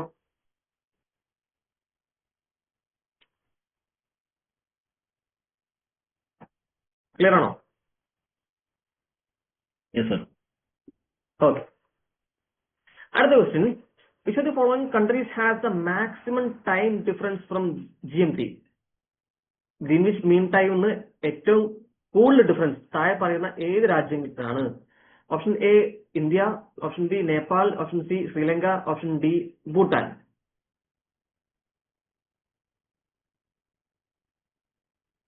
നിങ്ങൾക്ക് ആൻസർ അറിയോ? ഓക്കെ, ഞാൻ പറയാം. അപ്പോ ഇന്ത്യയും ഗ്രീനിഷ് മീൻ ടൈം തമ്മിൽ ഞാൻ നേരത്തെ പറഞ്ഞു 5 മണിക്കൂറും 30 മിനിറ്റും അല്ലേ, 5 hours 30 minutes. ഇനി നേപ്പാൾ നോക്കിക്കഴിഞ്ഞാൽ 5 മണിക്കൂറും 45 മിനിറ്റുമാണ് കേട്ടോ. ഇന്ത്യയെക്കാളും 15 മിനിറ്റ് കൂടുതലാണ് നേപ്പാൾ. ശ്രീലങ്ക, ഇന്ത്യയും ശ്രീലങ്കയും ഒരേ ടൈം ഗ്യാപ്പാണ്, 5 hours 30 minutes. പക്ഷേ ഭൂട്ടാൻ 6 മണിക്കൂർ വ്യത്യാസമുണ്ട്. സോ നമ്മുടെ ആൻസർ ഭൂട്ടാൻ. അപ്പോൾ ഇന്ത്യയും ശ്രീലങ്കയും 5 hours 30 minutes ആണ്, നേപ്പാൾ 5 hours 45 minutes ആണ്, പക്ഷേ ഭൂട്ടാൻ 6 hours കേട്ടോ. അടുത്ത question, the prime meridian does not pass through which African country? അപ്പൊ പ്രൈം മെറിഡിയൻ പാസ് ചെയ്യുന്ന കൺട്രീസ് നമുക്ക് പെട്ടെന്ന് നോക്കാം. ആൻസർ ഇതിന്റെ മൊറോക്കോ ആണ്. നമുക്കതിന്റെ ഡീറ്റെയിൽസ് നോക്കാം. പ്രൈം മെറിഡിയൻ അതായത് ഗ്രീൻവിച്ച് ആ ഒരു ഗ്രീൻവിച്ച് രേഖ കടന്നു പോകുന്ന രാജ്യങ്ങളാണ് ചോദിച്ചിരിക്കുന്നത്. അപ്പോ ഇതിൽ ഫസ്റ്റ് ഒരു നമ്പർ, ആ ഒരു നമ്പറിന് കറസ്പോണ്ടിങ് ആയുള്ള രാജ്യങ്ങൾ നമുക്ക് പരിശോധിക്കാം. First one Burkina Faso, second one Spain, third one France, then fourth one Ghana, fifth one Algeria, sixth one Mali, then seventh one Togo, then 8th one UK. അപ്പൊ നമുക്കൊരു ട്രിക്ക് ഓർത്തിരിക്കാം. BSF game in Togo kingdom. അപ്പൊ BSF, B stands for Burkina Faso, F stands for France, S stands for Spain, then G stands for Ghana, A stands for Algeria, M stands for Mali, then Togo stands for Togo, then Kingdom stands for UK, United Kingdom. അപ്പൊ നമുക്ക് തിരിച്ചു ക്വസ്റ്റ്യനിലേക്ക് വരാം. The prime meridian does not pass through which African country? Morocco. അപ്പൊ ഏതെല്ലാം രാജ്യങ്ങളിലൂടെയാണ് ഈ ഒരു greenish മീൻ time അല്ലെങ്കിൽ സീറോ മെറിഡിയൻ അല്ലെങ്കിൽ പ്രൈം മെറിഡിയൻ കടന്നു പോകുന്നത്? നമ്മൾ ആ ട്രിക്ക് പറഞ്ഞു. BSF game in Togo Kingdom.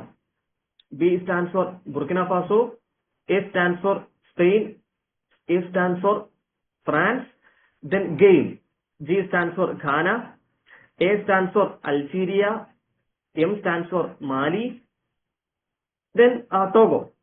Togo stands for Togo, then Kingdom stands for United Kingdom. Clear ആണോ? Yes, sir. ബാക്കിയുള്ളവർക്ക് ഇങ്ങനെ ക്ലിയർ ആണോ? What about others? Okay. Another question. When it is 12 noon in Greenwich, what is the time at New York?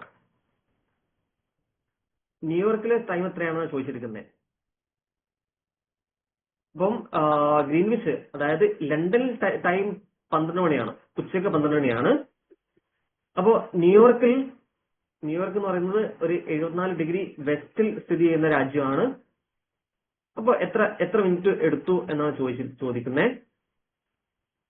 നേരത്തെ അതേപോലെ തന്നെ നമുക്ക് ഇതിന്റെ time gap time gap കൊടുത്തിട്ടില്ല. പകരം 12 noon ഗ്രീൻവിച്ച്. അപ്പൊ ഗ്രീൻവിച്ചിലെ ഡിഗ്രി എന്ന് പറയുന്നത് 0 ഡിഗ്രിയാണ് അല്ലെ? 0 ഡിഗ്രി. നമുക്ക് ചോദിച്ചിരിക്കുന്നത് 74 ഡിഗ്രി അപ്പുറത്തുള്ള രാജ്യമായ USA ന്യൂയോർക്കിലാണ്. ആ ന്യൂയോർക്കിന്റെ ഡിഗ്രി എന്ന് പറയുന്നത് 74 ഡിഗ്രി. നമുക്ക് പെട്ടെന്ന് ആൻസർ കണ്ടെത്താൻ വേണ്ടി ഇത് 75 ആക്കി മനസ്സിലാക്കാം. 75. അപ്പൊ 75 ഡിഗ്രി ആണെങ്കിൽ 0 to 75 ഡിഗ്രി എത്ര മണിക്കൂറാ ഗ്യാപ്പ്?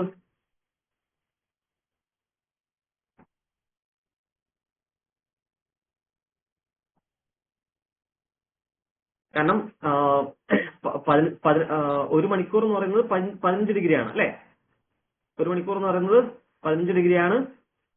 നമ്മള് 74 × 15 ചെയ്തോക്കണ്ടല്ലേ? എങ്ങനെ ചെയ്യാം?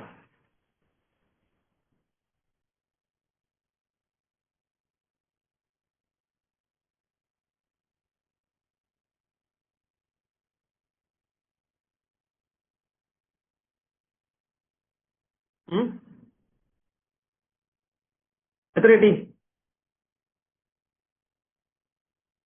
അപ്പം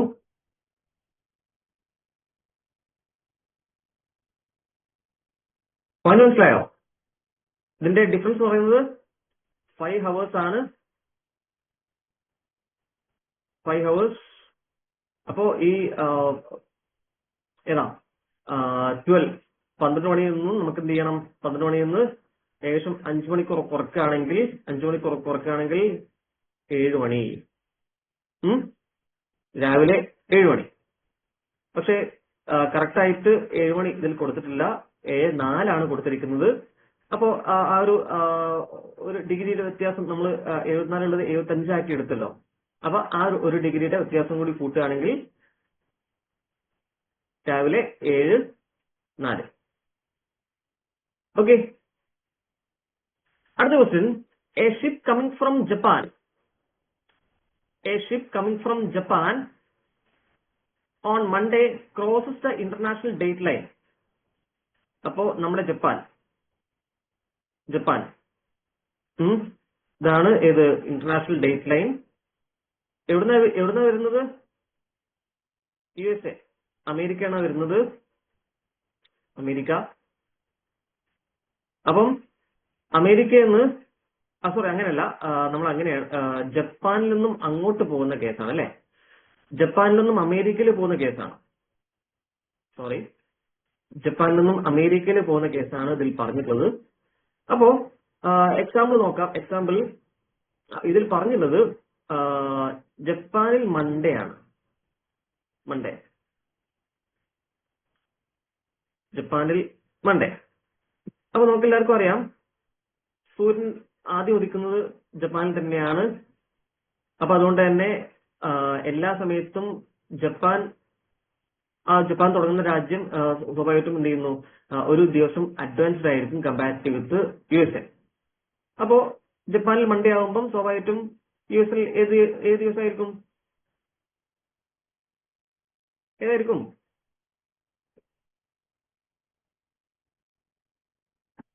പറഞ്ഞോളൂ.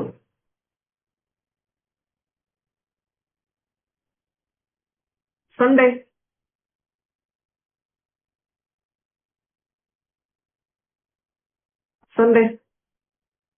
അതായത് ജപ്പാനിൽ അതായത് സൂര്യൻ നിൽക്കുന്ന നാട് എന്നറിയപ്പെടുന്ന ജപ്പാൻ. അപ്പം ജപ്പാൻ എല്ലാ സമയത്തും എന്ത് ചെയ്യുന്നു, ഒരു ദിവസം മുന്നിലായിരിക്കും കമ്പാരിറ്റീവ് വിത്ത് USA. ആ ഒരു പോയിന്റ് എല്ലാവർക്കും മനസ്സിലായോ?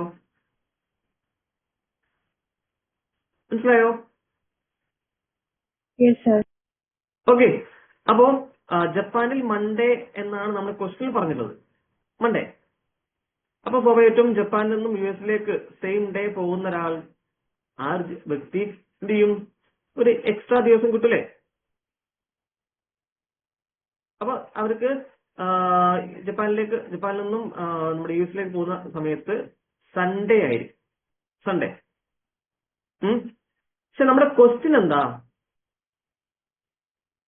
The next day in New York. അയാൾ സൺഡേ USA-ലെത്തി അല്ലെങ്കിൽ ന്യൂയോർക്കിലെത്തി. പക്ഷെ നമ്മുടെ question the next day in New York will be.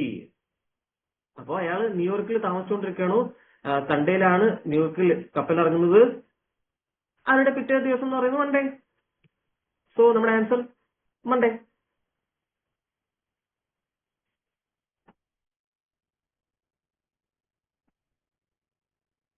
Clear ആണോ?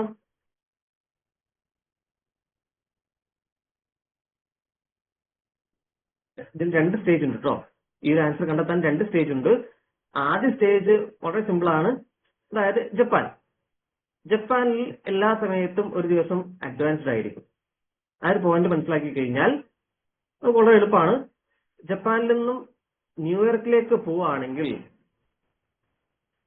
ജപ്പാനിൽ മൺഡേ ആണെങ്കിൽ അതിന് തലേ ദിവസമായിരിക്കും അമേരിക്കയിൽ, സ്വാഭാവികമായിട്ടും അവിടെ സൺഡേ ആണ്. പക്ഷെ നമ്മുടെ ചോദ്യം, അയാൾ അമേരിക്കയിൽ എത്തിയതിനു ശേഷം അടുത്ത ദിവസം ഏതാണ് എന്നാണ് ചോദ്യം. വളരെ ടെസ്റ്റിംഗ് ആയിട്ടുള്ള ചോദ്യമാണ്. സോ അയാൾ സൺഡേ ന്യൂയോർക്കിലെത്തി, പിറ്റേ ദിവസം Monday. Is it clear? Clear, Clear? sir. Yes, sir. Okay. അടുത്ത question, who developed the concept of universal standard time? വളരെ ഫാക്ച്വലായ ഒരു ക്വസ്റ്റ്യൻ ആണ്. സർ സാൻഫോർഡ് ഫ്ലെമിംഗ് ആണ്. അടുത്ത question, which of the following is incorrectly matched? അത് നമുക്ക് option A Durand line India and China, option B Hindenburg line Germany and Poland, option C 19 parallel USA and Canada, option D Maginot line France and Germany. So എന്താണ് answer Durand line. ആരൊക്കെ തമ്മിലുള്ള ആ ലൈനാണ് dural line എന്ന് പറയുന്നത്? പാകിസ്ഥാനും അഫ്ഗാനിസ്ഥാനും തമ്മിലുള്ളതാണ് കേട്ടോ. പാകിസ്ഥാനും അഫ്ഗാനിസ്ഥാനും. അപ്പൊ ഈ ലൈന് ഇന്ത്യയുടെ ഏകദേശം ഒരു 100-106 കിലോമീറ്റർ മാത്രം ഡ്യൂറൽ ലൈന് ഇന്ത്യയും അഫ്ഗാനിസ്ഥാനുമായിട്ട് നമ്മൾ അതിർത്തി പങ്കിടുന്നുണ്ട്. പക്ഷെ ഇപ്പൊ ആ സ്ഥിതി പാക് ഒക്യുപ്പൈഡ് കാശ്മീരിലായതുകൊണ്ട് തന്നെ പ്രാക്ടിക്കലി ഇപ്പോ അഫ്ഗാനിസ്ഥാനുമായിട്ട് നമ്മൾ എന്ത് ചെയ്യുന്നില്ല, ഡ്യൂറൽ ലൈന് പങ്കിടുന്നില്ല. അതാണ് പ്രാക്ടിക്കലി. പക്ഷെ India is claiming POK is part of India. അപ്പൊ സ്വാഭാവികമായിട്ടും അഫ്ഗാനിസ്ഥാനും പാകിസ്ഥാനും അതുപോലെ തന്നെ ഇന്ത്യയും അഫ്ഗാനിസ്ഥാനും തമ്മിലുള്ള ലൈനിന്റെ പേരാണ് ഡ്യൂറൽ ലൈൻ. ക്ലിയർ ആണോ? അടുത്ത ക്വസ്റ്റ്യൻ നമുക്ക് പെട്ടെന്ന് 8 മണിക്ക് ജോഗ്രഫി എന്ത് ചെയ്യാം, കൺക്ലൂഡ് ചെയ്യാം. 8 മണിക്ക് എന്ത് ചെയ്യാം, പോളിറ്റി സ്റ്റാർട്ട് ചെയ്യാം. Okay. 40 question, which of the following is or are എൻവയോൺമെന്റൽ effects of rotation of the Earth? അതായത് ഈ എർത്തിന്റെ റൊട്ടേഷൻ ആ ഒരു കാരണം കൊണ്ട് ഉണ്ടാവുന്ന താഴെ പറയുന്ന ഫാക്ടറുകൾ എന്തൊക്കെയാണ്? Statement 1 daily rhythm of day light and air temperature ശരിയാണ്. Option 2 statement 2 flow path of air and water are turn constantly sideways അതും ശരിയാണ്. Statement 3 the movement of the tides. അപ്പൊ ഇതെല്ലാം ഈ എർത്തിന്റെ റൊട്ടേഷനുമായിട്ട് ലിങ്ക് ചെയ്യുന്ന പോയിന്റ്സ് ആണ്. So answer is 1, 2, 3 all of the above. Option C. Another question, the geographical grid നമ്മുടെ ഗ്ലോബിന്റെ ജോഗ്രഫിക്കൽ ഗ്രിഡ് ആണ് ചോദിച്ചിരിക്കുന്നത്. അപ്പോ ഇങ്ങനെ ഹൊറിസോണ്ടൽ ആയിട്ടുള്ളത് latitude, north and south longitude. So statement നോക്കാം. Lines that run to east west around the globe mark latitude. Second question, the lines that run north to south from the pole to pole indicate longitude. Both statements are correct. Another question, inhabitants are unaware of the speed of the rotation of planet Earth. അതായത് ഭൂമിയിൽ ജീവിക്കുന്ന നമുക്ക് എന്ത് feel ചെയ്യുന്നില്ല, ഭൂമി കറങ്ങുന്നതായി feel ചെയ്യുന്നില്ല. അതിന്റെ കാരണം എന്താണെന്ന് ചോദിച്ചിരിക്കുന്നത്. 3 കാരണങ്ങൾ കൊടുത്തിട്ടുണ്ട്. ഒന്നാമത്തെ കാരണം, the angular velocity is constant for each place on the earth surface. ശരിയാണ്, ആംഗുലാർ വെലോസിറ്റി ഈസ് കോൺസ്റ്റന്റ്. രണ്ടാമത്തെ statement, the atmosphere rotate with earth. നമ്മുടെ ഭൂമി കറങ്ങുന്നതിന്റെ കൂടെ തന്നെ നമ്മുടെ അറ്റ്മോസ്ഫിയറും കൂടെ കറങ്ങുന്നു. ശരിയാണ്. മൂന്നാമത്തെ statement, there are no nearby objects either stationary or moving at the right difference from the earth. എർത്തിന്റെ അല്ലെ ഈ ഒരു മൂവ്മെന്റിനെ വിപരീതമായിക്കൊണ്ട് എന്ത് ചെയ്യുന്നില്ല, മറ്റു വസ്തുക്കളൊന്നും ഒന്നുകിൽ നിൽക്കുന്നില്ല അല്ലെങ്കിൽ മറ്റു രീതിയിൽ ചലിക്കുന്നുമില്ല, എല്ലാവരും ഒരുമിച്ച് ചലിക്കുന്നു. സോ ഇതെല്ലാം ഭൂമി കറങ്ങുന്നതായിട്ട് നമുക്ക് ഫീൽ ചെയ്യുന്നില്ല എന്നുള്ളതിന്റെ കുറെ ഫാക്ടറുകളാണ്. So answer is D. അടുത്ത question, consider following statement. First one, distance between. Last question 50 question ആണ് ഞാൻ ലിസ്റ്റ് ചെയ്തിട്ടുണ്ടായിരുന്നത്. ലാസ്റ്റ് ഇതുകൊണ്ട് ജസ്റ്റ് ഒന്ന് കൺക്ലൂഡ് ചെയ്യാം. ബാക്കിയൊരു 7 ക്വസ്റ്റ്യൻ ഗ്രൂപ്പിൽ നിങ്ങൾക്ക് ഷെയർ ചെയ്യാം. ജസ്റ്റ് ഒന്ന് നോക്കുക, ഞാൻ അതിൽ എക്സ്പ്ലനേഷൻ കൊടുത്തിട്ടുണ്ട്. എന്തെങ്കിലും കൂടുതൽ ഡൗട്ട്സ് ഉണ്ടെങ്കിൽ ചോദിക്കാം. 43 question, the consider following statement. First one, distance between the longitude becomes 0 on the north pole and south pole. അതിൽ പറഞ്ഞിരിക്കുന്നത് വെച്ചാൽ നമ്മുടെ ഗ്ലോബ്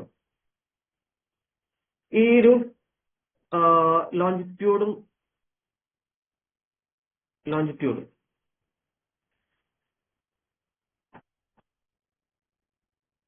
അല്ലെ. അപ്പൊ ഈ ലോഞ്ചിറ്റ്യൂഡ് നമ്മൾ പോൾ റീജിയനും ഒറിജിൻ ചെയ്യുന്ന ഈ ഒരു ലോഞ്ചിറ്റ്യൂഡ് ഇതോടെ എത്തിച്ചേരുന്നുണ്ട്, സൗത്തിൽ എത്തിച്ചേരുന്നുണ്ട് കേട്ടോ. ഈ ഒരു ഒറിജിൻ ചെയ്യുന്ന, അതായത് ഒരു സിംഗിൾ പോയിന്റിൽ നിന്നും ഒറിജിൻ ചെയ്യുന്ന ഈ ലോഞ്ചിറ്റ്യൂഡിന്റെ പോളിലുള്ള ഡിഫറൻസ് 0 ആണെന്നാണ് പറയുന്നത്. അതൊരു ശരിയായ സ്റ്റേറ്റ്മെന്റ് ആണ്. ആ ഒരു പോയിന്റ് നിങ്ങൾക്ക് മനസ്സിലായോ? ആരെങ്കിലും മനസ്സിലാത്തെന്ന് ചോദിച്ചോ? അതായത് നമ്മുടെ ഈ പറഞ്ഞ അല്ലെ 360 ഡിഗ്രിയുള്ള ലോഞ്ചിറ്റ്യൂഡ് ഇതെല്ലാം എവിടുന്ന് സ്റ്റാർട്ട് ചെയ്യുന്നു? പോളിൽ നിന്ന് സ്റ്റാർട്ട് ചെയ്യുന്നു. ഒരു സിംഗിൾ പോയിന്റ് നിന്നാണ് ഇതെല്ലാം ഒറിജിൻ ചെയ്യുന്നത്. അപ്പൊ ആ സിംഗിൾ പോയിന്റിൽ അതിന്റെ ഡിസ്റ്റൻസ് 0 ആയിരിക്കും. ക്ലിയർ അല്ലേ? കുഴപ്പമില്ലല്ലോ. അടുത്ത്, distance between longitude is maximum at the equator. ഭൂമി ഈ ഒരു ഗ്ലോബ് അല്ലെ, ഗ്ലോബ് നമുക്ക് മനസ്സിൽ വരുന്നതാണെങ്കിൽ സ്വാഭാവികമായിട്ടും ഭൂമി ബൾജ് ചെയ്തിരിക്കുന്നതുകൊണ്ട് തന്നെ ഈ ലോഞ്ചിറ്റ്യൂഡുകൾ തമ്മിലുള്ള, ഇപ്പോ ഈ 2 ലോഞ്ചിറ്റ്യൂഡ് തമ്മിലുള്ള ഡിഫറൻസ് ഏറ്റവും ഹയസ്റ്റ് ഡിസ്റ്റൻസ് ആയിരിക്കും കമ്പാരിറ്റീവ് വിത്ത് ഇവർ തമ്മിലാണെങ്കിൽ. സോ ഇത് 2 സ്റ്റേറ്റ്മെന്റും ശരിയാണ്, ബോത്ത് 1 and 2. ആർക്കെങ്കിലും മനസ്സിലാക്കുന്നെങ്കിൽ ചോദിച്ചോളൂ, വീണ്ടും വേണം റിപ്പീറ്റ് ചെയ്യാം.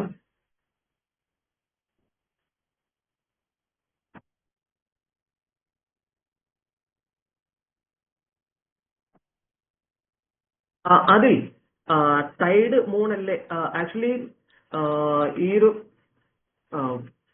എന്താ ഏതിനായിരുന്നു അത് പറഞ്ഞിട്ടുണ്ടായിരുന്നേ, ദ മൂവ്മെന്റ് ഓഫ് ടൈഡ്സ് ഈ സണ്ണിന്റെയും അതുപോലെ തന്നെ മൂണിന്റെയും ഏറ്റവും കൂടുതൽ എഫക്ട് ചെയ്യുന്നത് മൂണാണ്. കമ്പാരിറ്റീവ്ലി സണ്ണ് കുറച്ച് കുറവാണ്. കൂടെ ഈ റൊട്ടേഷനും ഇതിന് കാരണമാണ്. മൂവ്മെന്റ് ഓഫ് ടൈഡ്സിന് ഈ റൊട്ടേഷനും ഇതിന് കാരണമാണ്.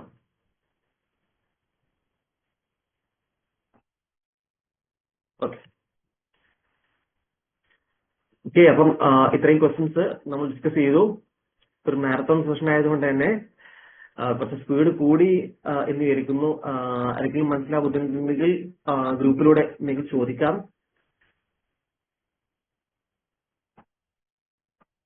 വളരെ അണ്ടർസ്റ്റുഡ് ആയിട്ടുള്ള കുറച്ച് ക്വസ്റ്റ്യൻസ് മാത്രമാണ്, സിമ്പിൾ ആയിട്ടുള്ള ക്വസ്റ്റ്യൻസ് ആണ് ബാക്കിയുള്ളത്.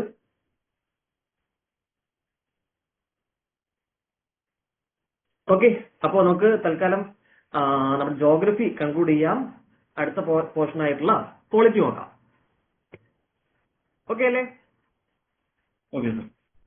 ഓക്കെ, മിക്ക ക്ലാസ്സുകളിലും ഫാക്കൽറ്റീസ് ക്ലാസ്സിൽ എടുക്കാത്ത ഒരു പോർഷൻ കൂടിയാണ്. കാരണം പക്ഷേ എന്നിരുന്നാലും കുറേയധികം ക്വസ്റ്റ്യൻസ് ഈ ഒരു മേഖലയിൽ നിന്നും ചോദിച്ചു കാണുന്നുണ്ട്. അപ്പൊ അതുകൊണ്ട് ഞാനൊരു ബേസിക് ഐഡിയ ഈ ഹിസ്റ്റോറിക്കൽ ബാക്ക്ഗ്രൗണ്ട്സിനെ കുറിച്ച്, അതുമായി ബന്ധപ്പെട്ട പല ആക്ടുകളെ കുറിച്ച് ഒരു ബേസിക് ഐഡിയ ആദ്യം പറയാം. എന്നിട്ട് നമ്മുടെ ക്വസ്റ്റിലേക്ക് വരാം. അപ്പൊ നിങ്ങൾക്ക് ഒന്നുകൂടി ക്ലിയർ ആയിട്ട് ക്രിസ്പൈഡ് കാര്യങ്ങൾ മനസ്സിലാക്കാൻ പറ്റും. അപ്പം നമുക്കറിയാം, ഇപ്പോ നമ്മുടെ ഈ ഒരു ഭരണം മുന്നോട്ട് കൊണ്ടുപോകാൻ നമുക്ക് സ്വന്തമായി ഇന്ത്യൻ ഭരണഘടനയുണ്ട്. പക്ഷേ ബ്രിട്ടീഷുകാരുടെ കാലത്ത് സ്വന്തമായി ഒരു ഭരണഘടന ഇല്ലായിരുന്നു. സ്വാഭാവികമായിട്ടും അവർ പല സമയങ്ങളിലായിട്ട് അവരുടെ ബ്രിട്ടീഷ് പാർലമെന്റ് ഉണ്ടാക്കിയിട്ടുണ്ടായിരുന്ന പല നിയമങ്ങളാണ് ഇന്ത്യയിൽ ഭരണം നടത്താനും വേണ്ടി അവർ ഉപയോഗിച്ചിട്ടുണ്ടായിരുന്നത്. അപ്പൊ അത്തരം നിയമങ്ങളെ കുറിച്ചാണ് നമ്മൾ ഈ ഹിസ്റ്റോറിക്കൽ ബാക്ക്ഗ്രൗണ്ടിന്റെ ഭാഗമായി പല ഫാക്ടറും ഡിസ്കസ് ചെയ്യുന്നത്. അപ്പൊ അങ്ങനെ ഒരു ആദ്യത്തെ ഒരു ഇനീഷ്യേറ്റീവ് ബ്രിട്ടീഷുകാരുടെ കാലത്ത് വരുന്നത് വെച്ച് കഴിഞ്ഞാൽ 1773 റെഗുലേറ്റിംഗ് ആക്ടോട് കൂടിയാണ്. ശേഷം 1784 പിറ്റ്സ് ഇന്ത്യ ആക്ട് വരുന്നു. അതുപോലെ തന്നെ 1813 ചാർട്ടർ ആക്ട് വരുന്നു. 1833 വീണ്ടും ചാർട്ടർ ആക്ട് വരുന്നു. 1853 വീണ്ടും ചാർട്ടർ ആക്ട് വരുന്നു. അപ്പൊ ഇതിന്റെ എല്ലാം ഈ ആക്ടുകളുടെ എല്ലാം ഒരു കോമൺ ഡിഫറൻസ്, അതിൽ പിറ്റ്സ് ഇന്ത്യ ആക്ട് മാത്രം മാറ്റി വെച്ച് കഴിഞ്ഞാൽ ഒരു കോമൺ ഡിഫറൻസ് നമുക്കറിയാൻ പറ്റും, 20 ആണ്. ഇതിന്റെ ഒരു 1793 ഒരു നിയമം കൂടി ഉണ്ട് കേട്ടോ. പക്ഷെ അത് അത്ര ഇമ്പോർട്ടന്റ് ഇല്ലാത്തതുകൊണ്ടാണ് ഞാൻ ഇതിൽ ഉൾപ്പെടുത്താത്തത്. അപ്പം 20 വർഷം കൂടുന്തോറും ഈ ബ്രിട്ടീഷ് ഈസ്റ്റ് ഇന്ത്യ കമ്പനിക്ക് പാർലമെന്റ്, അതായത് ബ്രിട്ടീഷ് ഗവൺമെന്റ് ഈ ചാർട്ടർ ഉദ്ദേശിക്കുന്നത് ലൈസൻസ് പുതുക്കിക്കൊണ്ടിരിക്കുന്ന സമയത്ത് കുറെ പോയിന്റ്സ് അല്ലെങ്കിൽ കുറെ points British parliament English India കമ്പനിയിൽ ചുമത്തിയുണ്ടായിരുന്ന കുറെ പോയിന്റ്സ് ആണ് നമ്മൾ ഇതിന്റെ ഭാഗമായി ഇത്തരം ആക്ടുകളിലൂടെ ഡിസ്കസ് ചെയ്യുന്നത്. അങ്ങനെ ചാർട്ടർ ആക്ട് 1853 എത്തി. ശേഷം നമുക്കറിയാം 1857 ഇന്ത്യയിൽ ആദ്യത്തെ സ്വാതന്ത്ര്യ സമരം ഉണ്ടാകുന്നു. അങ്ങനെ ആ സ്വാതന്ത്ര്യ സമരത്തോടുകൂടെ ഇന്ത്യ എന്ന് പറയുന്ന ഇത്രയും വലിയ രാജ്യം ഭരിക്കാൻ ഇംഗ്ലീഷ് ഇന്ത്യ കമ്പനി പോലെയുള്ള ഒരു കമ്പനിക്ക് സാധിക്കില്ല എന്ന് മനസ്സിലാക്കുന്നു. അതിന്റെ അടിസ്ഥാനത്തിൽ ബ്രിട്ടീഷ് രാജ്ഞി ഭരണം ഏറ്റെടുക്കുന്നു. ഓക്കെ, അപ്പൊ ആ ഒരു ഭരണം ഏറ്റെടുക്കുന്ന സമയത്ത് പാസ്സാക്കിയിട്ടുണ്ടായിരുന്ന ഒരു ആക്ട് ആയിരുന്നു ഗവൺമെന്റ് ഓഫ് ഇന്ത്യ ആക്ട് 1858. ശേഷം അങ്ങോട്ട് പല ആക്ടുകളും വീണ്ടും പാസ്സാക്കുന്നുണ്ട്. Indian council act 1861, Indian council act 1892, Morley Minto reforms 1909, അതുപോലെ തന്നെ മൊണ്ടേഗോ ചെൻഫോ reforms 1919, government of India act 1935. വളരെ വളരെ വളരെ ഇമ്പോർട്ടന്റ് ആയിരിക്കുന്ന ഒരു ആക്ട് ആണ് ഇത്. കാരണം ഈ ഒരു ആക്ടിൽ നിന്ന് ഇപ്പോ നമ്മുടെ ഏകദേശം 448ഓളം ആർട്ടിക്കിൾസ് ഉള്ള ഭരണഘടന, ആ ഒരു ഭരണഘടനയിൽ ഡയറക്റ്റായും ഇൻഡയറക്റ്റായും 250ഓളം ആർട്ടിക്കിളുകൾ ഈ ഒറ്റ ആക്ടിൽ നിന്നും എന്ത് ചെയ്തിട്ടുണ്ട്, നമ്മൾ ബോറോ ചെയ്തിട്ടുണ്ട്. Government India act 1935, the last one Indian independence act 1947. Okay, അപ്പൊ നമുക്ക് വളരെ ബേസിക് ആയിട്ടുള്ള ഡീറ്റെയിൽസ് മാത്രമേ ഞാൻ ഡിസ്കസ് ചെയ്യുള്ളൂ. നിങ്ങളെ ഒരിക്കലും ബോറടിപ്പിക്കില്ല. കാരണം എക്സാമിന് ചോദിച്ചിട്ടുള്ള പല പോയിന്റ്സും ഉൾപ്പെടുത്തിയിട്ട് മാത്രം എന്ത് ചെയ്തു പ്രിപ്പയർ ചെയ്ത കുറച്ച് സൈഡ് മാത്രമാണ്. ഞാൻ പെട്ടെന്ന് തന്നെ ക്വസ്റ്റിലേക്ക് വരാം. അപ്പോൾ ആദ്യം തന്നെ 1773 റെഗുലേറ്റിംഗ് ആക്ട്. അപ്പോൾ ഈ റെഗുലേറ്റിംഗ് ആക്ട് പെട്ടെന്ന് തന്നെ ഒരു ചെറിയൊരു ഹിസ്റ്റോറിക്കൽ ബാക്ക്ഗ്രൗണ്ട് പറയാം.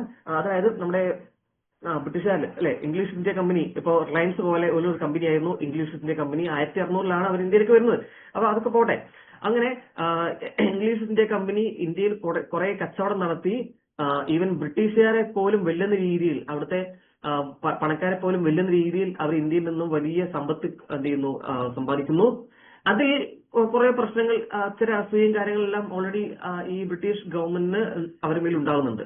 അങ്ങനെ ഈ ഒരു ഇംഗ്ലീഷ് ഇന്ത്യ കമ്പനിയെ എങ്ങനെയെങ്കിലും ഒന്ന് കടിഞ്ഞാൻ ഇടണം എന്ന രീതിയിൽ അവരുടെ ഒരു അതിന്റെ ഭാഗമായിട്ട് ബ്രിട്ടീഷ് പാർലമെന്റ് കൊണ്ടുവന്ന ആദ്യത്തെ ഒരു നിയമമാണ് 1773 റെഗുലേറ്റിംഗ് ആക്ട്. അപ്പൊ ഇതിന്റെ മെയിൻ ഫീച്ചേഴ്സ് നോക്കാം. The act provided for the appointment of A governor general of Bengal. അതായത് ഇന്ത്യയിൽ അവർക്ക്, പ്രത്യേകിച്ച് ഇന്ത്യയിൽ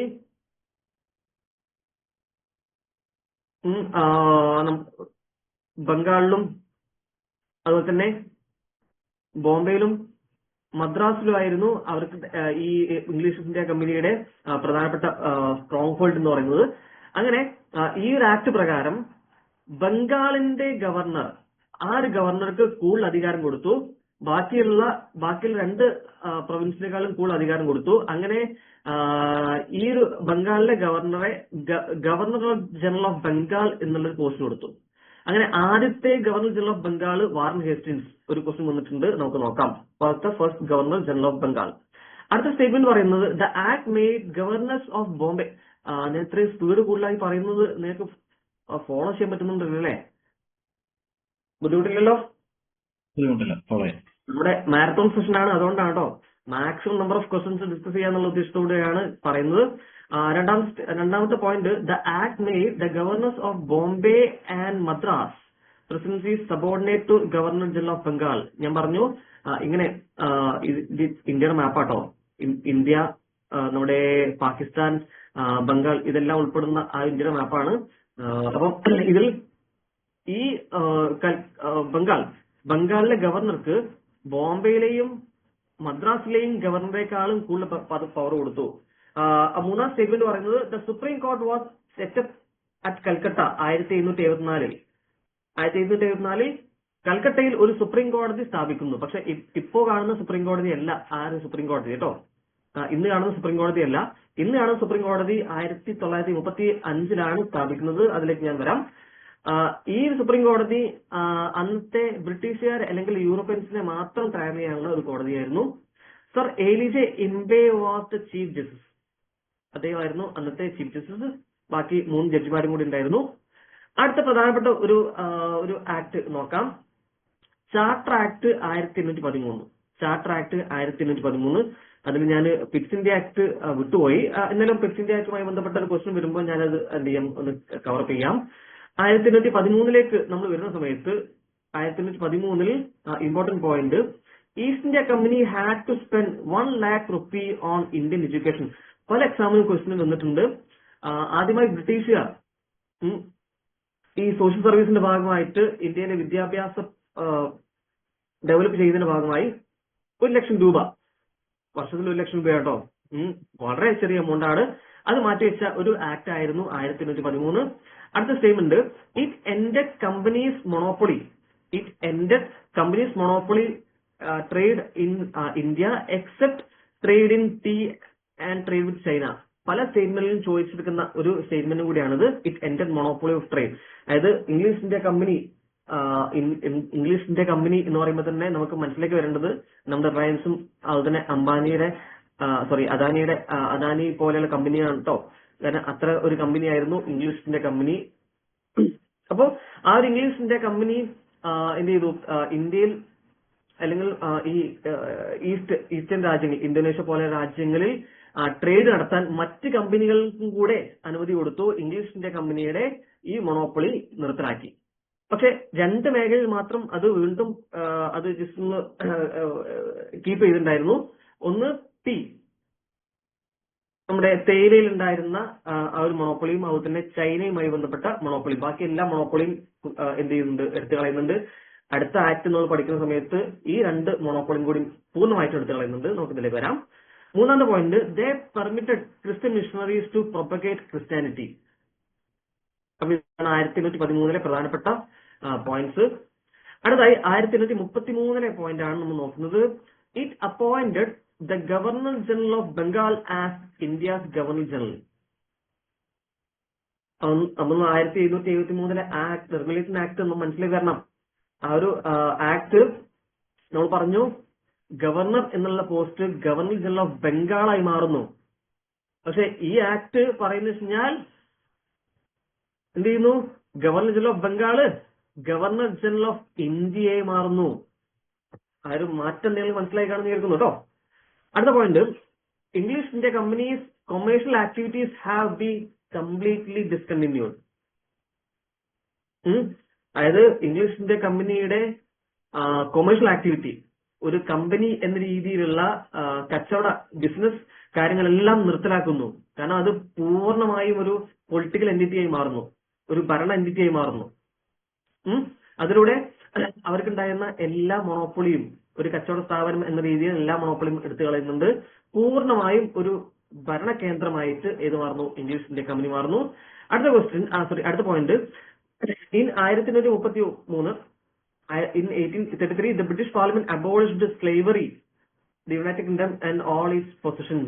അപ്പോൾ ഇന്ത്യ ഉൾപ്പെടെ UK ഭാഗമായിട്ടുള്ള എല്ലാ കോളനികളിലും ഈ സ്ലേവറി 1833 നിരോധിക്കുന്നുണ്ട്.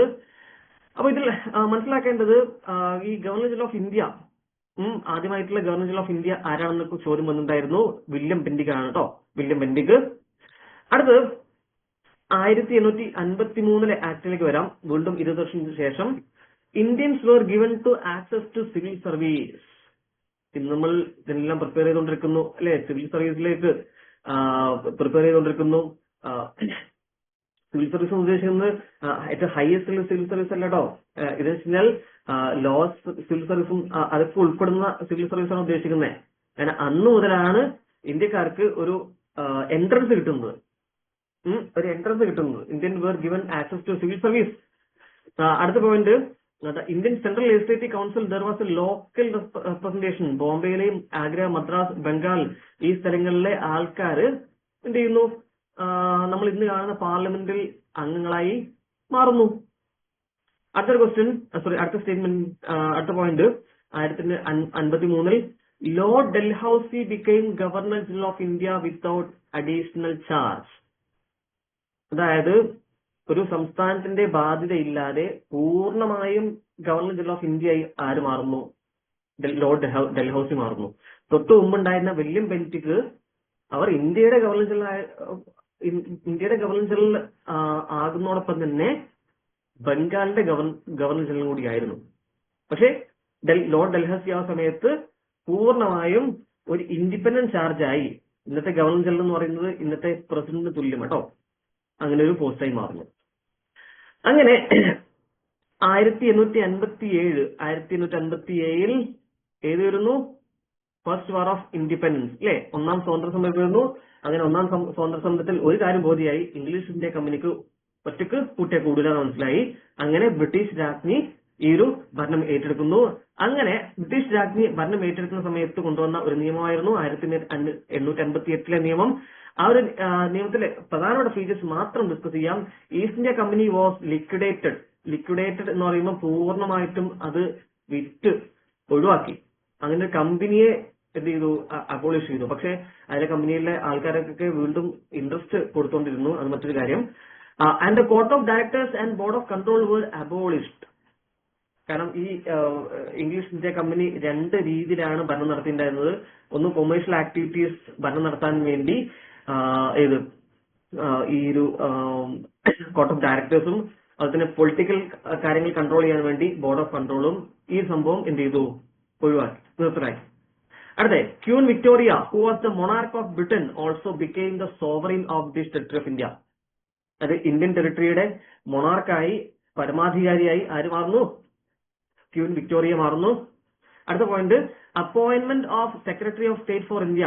അങ്ങനെ ഈ ക്വീൻ വിക്ടോറിയയെ സപ്പോർട്ട് ചെയ്യാൻ, ഹെൽപ്പ് ചെയ്യാൻ 2 പേര് വരുന്നു.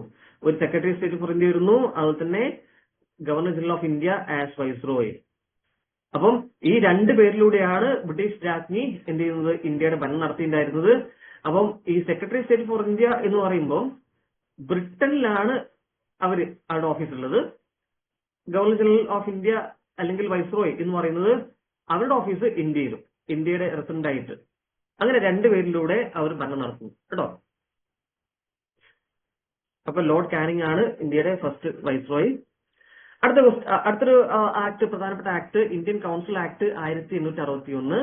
അതിൽ important points, Indians were given representation in viceroy's legislative council. അപ്പോൾ ഇന്ത്യക്കാരനായിരുന്ന ഒരാൾക്ക്, പ്രത്യേകിച്ച് സത്യേന്ദ്രനാഥ് സിൻഹ, അവർക്ക് എന്ത് ചെയ്തു, വൈസ്രോയ് ലെജിസ്ലേറ്റീവ് കൗൺസിലിൽ പ്രാതിനിധ്യം ലഭിക്കുന്നു. അടുത്ത, portfolio system was recognised. Portfolio system എന്ന് പറയുമ്പം ഇന്നത്തെ മന്ത്രിസഭയുണ്ടല്ലോ, ഇപ്പോ മന്ത്രിസഭയിലെ ഓരോ അംഗങ്ങൾക്കും ഓരോ സ്ഥാനം കൊടുക്കും അല്ലെ. ഇപ്പോ വിദ്യാഭ്യാസ മന്ത്രി, ഡിഫൻസ് മിനിസ്റ്റർ, ഇങ്ങനെയൊക്കെ ഓരോ സ്ഥാനം കൊടുക്കുന്ന, അതാണ് പോർട്ട്ഫോളിയോ സിസ്റ്റം. അപ്പം അതിനു മുമ്പ് ഇങ്ങനെ ഈ വൈസ്രോയ് കൗൺസിലിൽ 15 മെമ്പർമാരുണ്ടാവും. അവർക്ക് പ്രത്യേക സ്ഥാനമൊന്നുമില്ല. എല്ലാവരും എല്ലാ കാര്യങ്ങളും അവര് വരുമായിട്ട് എല്ലാ കാര്യങ്ങളും നോക്കിയിട്ടുണ്ടായിരുന്നു. ഈ പോർട്ട്ഫോളിയോ സിസ്റ്റം കൊണ്ടുവന്നതോടുകൂടെ ഓരോരുത്തർക്ക് ഓരോ ഡിപ്പാർട്ട്മെന്റ്, മിനിസ്ട്രി പോലെ ഡിപ്പാർട്ട്മെന്റ് വീതിച്ചു കൊടുത്തു. അങ്ങനെ പോർട്ട്ഫോളിയോ സിസ്റ്റം കൊണ്ടുവന്നു. ഇതൊക്കെ ക്വസ്റ്റ്യൻ വന്നാണ്, എന്നാണ് പോർട്ട്ഫോളിയോ സിസ്റ്റം കൊണ്ടുവന്ന് ചോദിച്ചിട്ടുണ്ട്. 1961. അടുത്ത point, the power of ordinance given to governor general gave him absolute power. ഈ ഓർഡിനൻസ് മേക്കിംഗ് പവർ നമ്മൾ കേട്ട് കാണും. ഓർഡിനൻസ് മേക്കിംഗ് എന്ന് പറയുന്നത് പാർലമെന്റ് സമ്മേളിക്കാത്ത സമയത്ത് നിയമങ്ങൾ ഉണ്ടാക്കാനുള്ള നമ്മുടെ ഗവർണറുടെയും പ്രസിഡന്റിന്റെയും പ്രത്യേക അധികാരമാണ്. അപ്പൊ ആ ഒരു അധികാരം ആദ്യമായി ലഭിക്കുന്നത് പ്രസിഡന്റിന്റെ അല്ലെങ്കിൽ വൈസ്രോയ്ക്ക് ലഭിക്കുന്നത് 1861. ഇനി 3 ആക്ടുകൾ മാത്രം കേട്ടോ. ഇത് 3 ആക്ടുകൾ കൂടി മാത്രമേ ഉള്ളൂ. നമുക്ക് തിരിച്ചു വരാം. അപ്പോ ഒരു ക്വസ്റ്റിലേക്ക് വരാം കേട്ടോ. ക്വസ്റ്റിലേക്ക് വരാം. 1909 ഇന്ത്യൻ കൗൺസിൽ ആക്ട് ആണ്.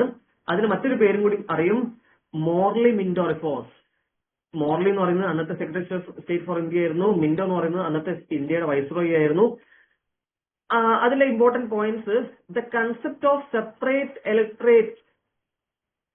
Separate communal electorate. അതായത് ഇന്ത്യക്കാർക്കിടയിൽ വിഭജനം ഉണ്ടാക്കണം എന്നുള്ള ആ ഒരു ഉദ്ദേശത്തോടുകൂടെ ബ്രിട്ടീഷുകാർ എന്ത് ചെയ്തു, ഒരു കമ്മ്യൂണൽ ഇലക്ട്രേറ്റ്, അത് പ്രത്യേകിച്ച് മുസ്ലിം കമ്മ്യൂണിറ്റീസിന് ഒരു പ്രത്യേക കമ്മ്യൂണൽ ഇലക്ട്രേറ്റ്, ഒരു കോൺസ്റ്റിറ്റ്യുവൻസി സ്ഥാപിച്ചു. ഇത് പല സമയങ്ങളിലും ക്വസ്റ്റ്യൻ ചോദിച്ചതാണ്. അപ്പോൾ ഈ കമ്മ്യൂണൽ ഇലക്ട്രേറ്റ് സ്ഥാപിച്ച ആക്ട് ഏത് എന്ന് ചോദിച്ചിട്ടുണ്ട്, റിഫോംസ് ഏതെന്ന് ചോദിച്ചിട്ടുണ്ട്. മനസ്സിലാക്കുക, 1909 ഇന്ത്യൻ കൗൺസിൽ ആക്ട് ആണ്. അത് മറ്റൊരു പേരാണ് മോർലി മിന്റോ റിഫോംസ്. ഞാൻ പൂർണ്ണമായ ഡീറ്റെയിൽസിൽ പോകുന്നില്ല. ഓക്കെ, അടുത്ത point, four the first time Indians was made member of viceroys executive council. അപ്പോൾ സത്യേന്ദ്ര പ്രസാദ് സിൻഹയാണ് ഒരു ലോ മെമ്പർ ആയിട്ട്, വൈസ്രോയുടെ എക്സിക്യൂട്ടീവ് കൗൺസിൽ എന്ന് പറയുമ്പോൾ ഇന്നത്തെ മന്ത്രിസഭ, എക്സിക്യൂട്ടീവ് കൗൺസിൽ എന്ന് പറയുമ്പോൾ മന്ത്രിസഭ. അപ്പം ഈ എക്സിക്യൂട്ടീവ് കൗൺസിലിൽ ആദ്യമായി 1909 ഇന്ത്യക്കാരനായിരിക്കുന്ന സത്യേന്ദ്ര പ്രസാദ് സിൻഹ, അതും ലോ മെമ്പറായി. ലോ മെമ്പർ എന്ന് ഉദ്ദേശിക്കുന്നത് ഇന്നത്തെ നിയമമന്ത്രിക്ക് തുല്യം, അങ്ങനെ ഒരു ആളായിട്ട് അതിൽ അപ്പോയിന്റ് ചെയ്യപ്പെടുന്നത്. അടുത്ത ഇമ്പോർട്ടന്റ് ആയിരിക്കുന്ന ഒരു ആക്ട് ആണ് 1919 ആക്ട്, മൊണ്ടേഗോ സെൻഫോർ റിഫോംസ്. അതിന്റെ ഇമ്പോർട്ടന്റ് ആയിരിക്കുന്ന ഒരു പോർഷൻ ഡയാർക്കിയാണ് കേട്ടോ. ഈ ഒരു ആക്ടിലും അതുപോലെ തന്നെ അടുത്ത ആക്ട് 1935 ആക്ടിലും ഈ 2 വാക്കുകൾ നമ്മൾ പ്രധാനമായിട്ട് മനസ്സിലാക്കണം. അതായത് ഡയാർക്കി, അതുപോലെ തന്നെ ബൈക്കാമർ ലെജിസ്ലേച്ചർ. പറയാൻ കാരണം എന്ന് വെച്ച് കഴിഞ്ഞാൽ 1919 dyarchy was introduced in province. പക്ഷേ 1935 ആയപ്പോ ഈ ഡയാർക്കിയുടെ പ്രശ്നങ്ങളെ കുറിച്ച് അവർ മനസ്സിലാക്കി പ്രൊവിൻസിൽ നിന്നും അത് പിൻവലിച്ചു. പക്ഷേ സെൻട്രൽ ഗവൺമെന്റിൽ അവരത് നടപ്പിലാക്കി. ആ ഒരു പോയിന്റ് മനസ്സിലാക്കി കാണുമെന്ന് വിചാരിക്കുന്നു. ഒന്നുകൂടി പറയാം. അതായത് ഗവൺമെന്റ് ഓഫ് ഇന്ത്യ ആക്ട് 1919 ഒരു പോയിന്റ് ആയിരുന്നു ഡയാർക്കി. ഡയാർക്കി എന്ന് മാത്രം ജസ്റ്റ് മനസ്സിലാക്കാം കേട്ടോ. ഡയാർക്കി എന്ന് പറയുമ്പം ഒരു നിയമനിർമ്മാണ അധികാരം കൂടിയാണ്. അത്ര ഞാൻ ഡീറ്റെയിൽ പോകുന്നില്ല. ആരെങ്കിലും കൂടുതൽ ഡൗട്ട്സ് ഉണ്ടെങ്കിൽ ഗ്രൂപ്പിലൂടെ ചോദിക്കാം. അപ്പോൾ ഡയാർക്കി ഇൻട്രൊഡ്യൂസ് ചെയ്യുന്നത്, അതും പ്രൊവിൻസിൽ ഇൻട്രൊഡ്യൂസ് ചെയ്യുന്നത് 1919 ആക്ടിലാണ്.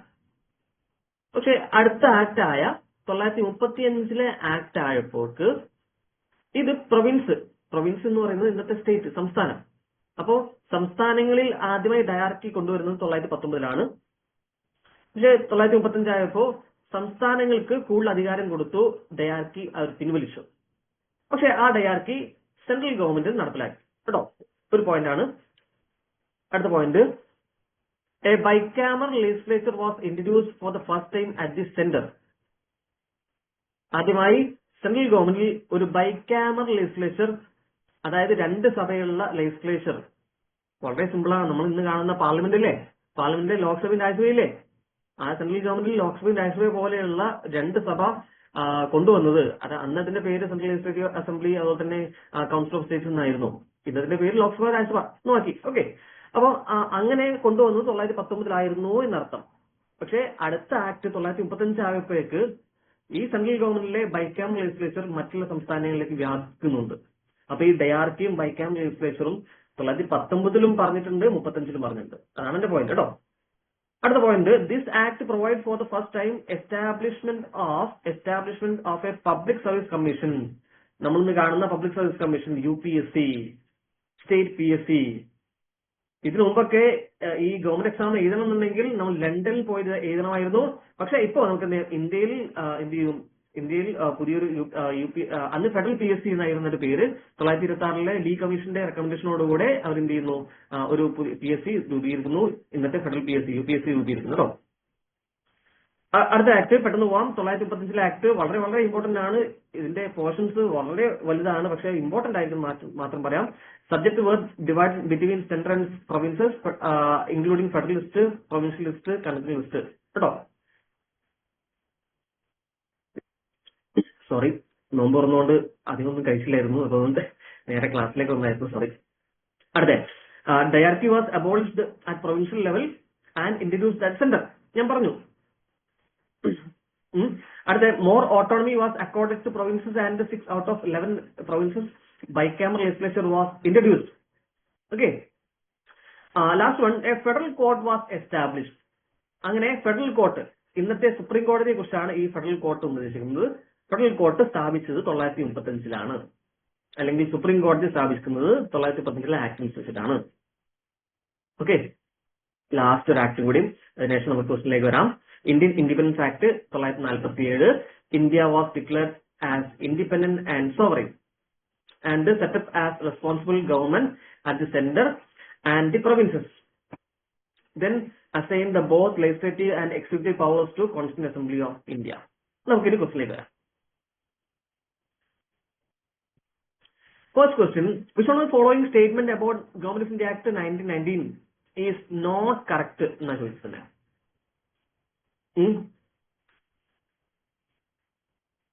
അപ്പൊ 1919 ആക്ട് ആണ് പറഞ്ഞിരുന്നത്.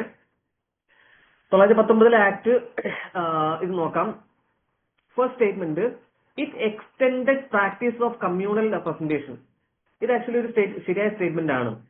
കാരണം 1909 മുസ്ലിംസിന് മാത്രമായിരുന്നു ഈ ഒരു എന്ത് കൊടുത്തിട്ടുണ്ടായിരുന്നത്, കമ്മ്യൂണൽ ഇലക്ടറേറ്റ് കൊടുത്തെങ്കിൽ ഈ ആക്ടിൽ ഞാൻ ജസ്റ്റ് ഒന്ന് വിട്ടുപോയതായിരുന്നു പോയിന്റ്. സിഖുകാർക്കും കൂടിയും എന്ത് ചെയ്തു, ഇത് എൻലാർജ് ചെയ്തു. ഈ ഒരു കമ്മ്യൂണൽ ഇലക്ടറേറ്റ് സിഖ് മതസ്ഥർക്കും കൂടിയും കമ്മ്യൂണൽ ഇലക്ടറേറ്റ് എക്സ്റ്റെൻഡ് ചെയ്തു, വ്യാപിച്ചു. ഓക്കെ, അടുത്ത statement, it made central executive responsible to the legislature. ഇത് ഒരു തെറ്റായ സ്റ്റേറ്റ്മെന്റ് ആണ്. ആക്ച്വലി 1935 ഇത് സംഭവിക്കുന്നത്.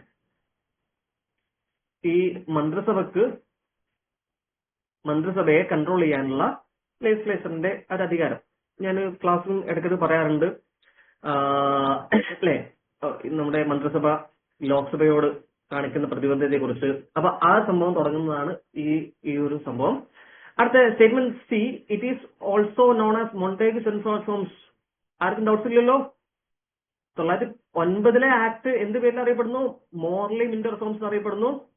1919 ആക്ട് മൊണ്ടാക്കി ഷെൻഫോർഡ് സംസ്ഥ അറിയപ്പെടുന്നു. അടുത്ത D, it paved the way for federalism by clearly separating the responsibility of central and provinces. അപ്പൊ ഇതില് അതും ശരിയായ സ്റ്റേറ്റ്മെന്റ് ആണ്. യൂണിയൻ ഫെഡറൽ ലിസ്റ്റ് അതുപോലെ തന്നെ പ്രൊവിൻഷ്യൽ ലിസ്റ്റ് എന്ന് പറഞ്ഞ രണ്ട് ലിസ്റ്റുകൾ 1919 തന്നെ ആരംഭിക്കുന്നുണ്ട്. 1935 ആയപ്പോഴേക്ക് കൺട്രി ലിസ്റ്റിനും കൂടി ഉൾപ്പെടുത്തിക്കൊണ്ട് ഒരു വലിയൊരു കോംപ്രഹെൻസീവ് ഐഡിയ ആണ് 1935 കൊണ്ടുവരുന്നത് കേട്ടോ. അപ്പൊ ഇതിന്റെ ആൻസർ ബി ആണ്. 1919 Act did not make central executive responsible to the legislature. Responsible government at the central came only with the 1935 Act and fully after independence. Clear ആണോ? ഈ സ്പീഡ് മെയിൻറ്റെയിൻ ചെയ്യട്ടെ. ബാക്കിയുള്ളവർക്ക് ഇങ്ങനെ കുഴപ്പമില്ലല്ലോ? ഓക്കെയാണ് സാർ. ഓക്കെ അല്ലേ? Okay. ആരോ ഒരാൾ ലെഫ്റ്റ് ആയി പോയിട്ടുണ്ട്. 14 ഉണ്ടായിരുന്നു, 13 ഉള്ളൂ. ഓക്കെ, അപ്പൊ നമുക്ക് കണ്ടിന്യൂ ചെയ്യാം. അടുത്ത question, which one of the following British officials was elevated to the position of Governor General after Regulating Act? 1773 regulating act പ്രകാരം താഴെ പറയുന്ന ആരാണ് ഗവർണർ ജനറൽ ആയിട്ട് എന്ത് ചെയ്ത് അധികാരം കൈമാറിയത്, അല്ലെങ്കിൽ ആരാണ് ഗവർണർ ജനറൽ ആയിട്ട് മാറിയത്? ആരായിരുന്നു? ഓപ്ഷൻ എ വാറൻ ഹേസ്റ്റിങ്സ് അല്ലേ? അന്ന് വരെ നമ്മുടെ ബംഗാൾ, മദ്രാസ്, ബോംബെ ഈ 3 പ്രദേശത്തിന് 3 ഗവർണറായിട്ടുണ്ടായിരുന്നത്. പക്ഷെ ഈ ആക്ട് പ്രകാരം ബംഗാളിലെ ഗവർണർക്ക് governor general of Bengal GG, മറ്റെല്ലാം G, governor general of Bengal ആയിട്ട് എന്ത് ചെയ്യുന്നു, അധികാരം കൂടുതൽ കൊടുക്കുന്നു. അങ്ങനെ വാറൻ ഹേസ്റ്റിനാണ് ആദ്യമായിട്ട് അത് മാറുന്നത്. അടുത്ത question, which one of the following acts reserved seats for women in legislature in accordance with the allocation of seats for different communities? Actually 1935 act ആയിരുന്നു. അപ്പൊ 1935 ആ ഒരു പോയിന്റ് കൂടി നമുക്ക് ആഡ് ചെയ്യാം. 1935 ആക്ട് അനുസരിച്ചിട്ടാണ് സ്ത്രീകൾക്ക് പ്രത്യേക റെപ്രസെന്റേഷൻ കൊടുക്കുന്നത്. അപ്പം പറയുന്നത് വെച്ച് കഴിഞ്ഞാൽ 1909 മുസ്ലിംസിന് റെപ്രസെന്റേഷൻ കൊടുക്കുന്നു, 1919 സിഖുകാർക്ക് റെപ്രസെന്റേഷൻ കൊടുക്കുന്നു, 1935 സ്ത്രീകൾക്ക് റെപ്രസെന്റേഷൻ കൊടുക്കുന്നു കേട്ടോ.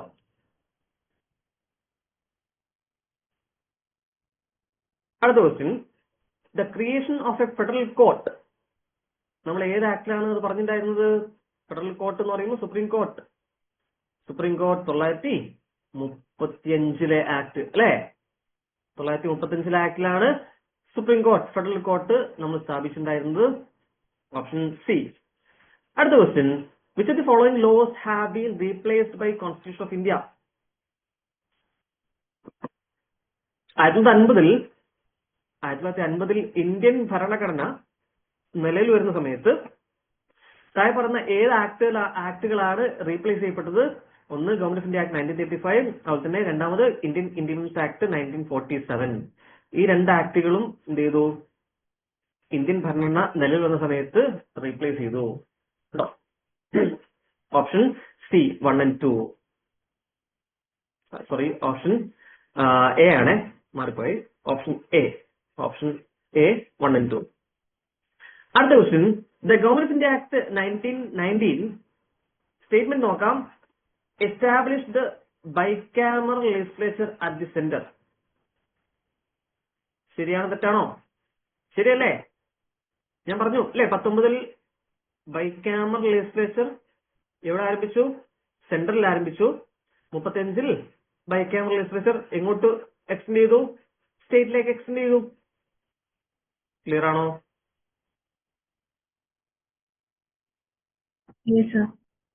ഓക്കെ.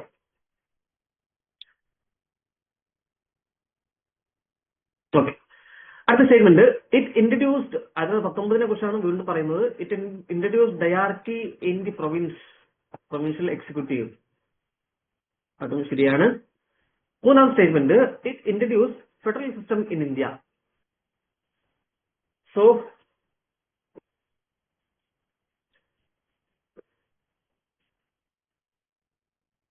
പൂർണ്ണമായിട്ട് നമ്മൾ ഫെഡറലിസം ആരംഭിക്കുന്നത് എവിടുന്നാണ്?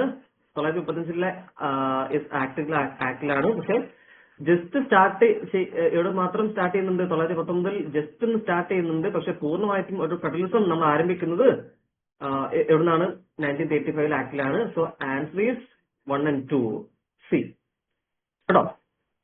അടുത്ത question, consider following statement. Charter act 1853 abolished East India companies monopoly in Indian trade.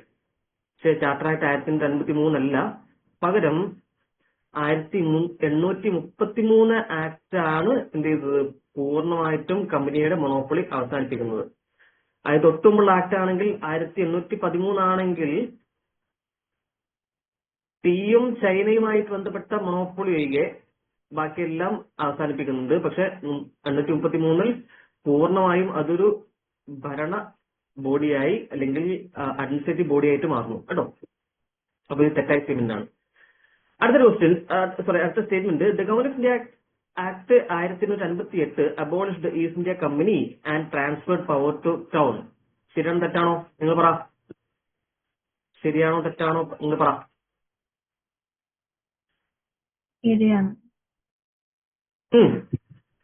ശരിയാണ്. അപ്പോ നമ്മുടെ ആൻസർ ബി, ഓൺലി 2 കേട്ടോ, ഓൺലി 2. അടുത്ത question, which of the following are among the provisions of the act, provisions of the act 1858 ആക്ടുമായി ബന്ധപ്പെട്ട കാര്യങ്ങളാണ്. First statement, administration transfer to crown. ശരിയല്ലേ? ശരിയാണ്. അടുത്ത, ഈസ്റ്റ് ഇന്ത്യ കമ്പനി അബോളിഷ്ഡ്. അതും ശരിയാണ്. Governor general become viceroy. അതും ശരിയാണ്. Administrative power share between crown and company. Point ശരിയാണോ തെറ്റാണോ? കമ്പനി ഓൾറെഡി പോയല്ലോ, പിന്നെ എങ്ങനെ ഷെയർ ചെയ്യും അല്ലെ? അപ്പോ 1, 2, 3 സ്റ്റേറ്റ്മെന്റ് ആണ് ശരി. നമ്മുടെ ആൻസർ ഡി.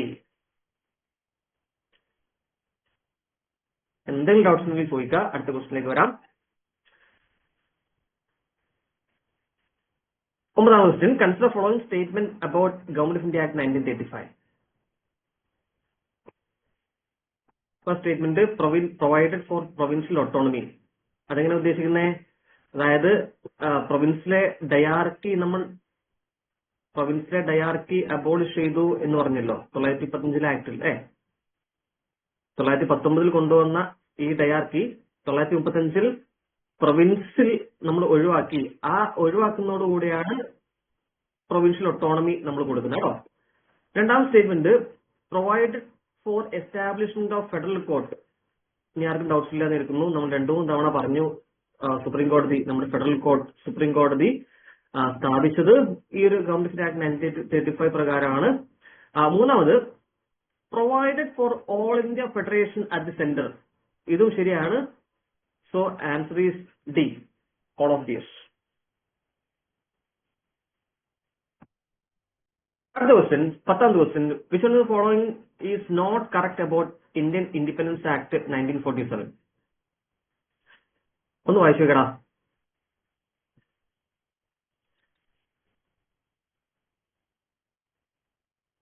നിങ്ങളുടെ ആൻസർ പറ.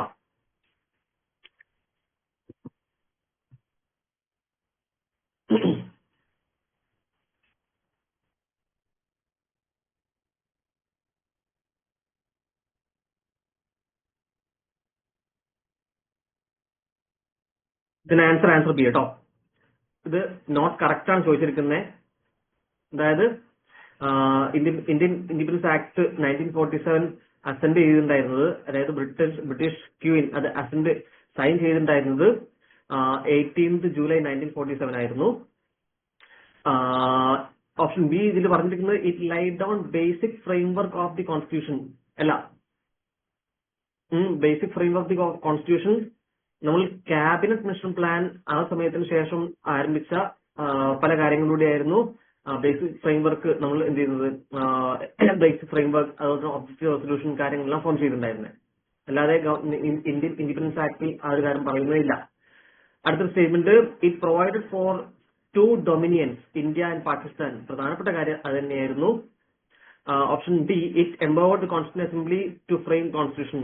അതായത് ഓരോ രാജ്യങ്ങൾക്ക് അവരുടേതായിട്ടുള്ള കോൺസ്റ്റിറ്റ്യൂഷൻ അസംബ്ലിക്ക് സ്വന്തമായിട്ട് കോൺസ്റ്റിറ്റ്യൂഷൻ ഉണ്ടാക്കാം എന്നുള്ള ഒരു കാര്യം കൂടിയും ആ ഒരു ഇൻഡിപെൻഡൻസ് ആക്ടിൽ പറയുന്നുണ്ടായിരുന്നു.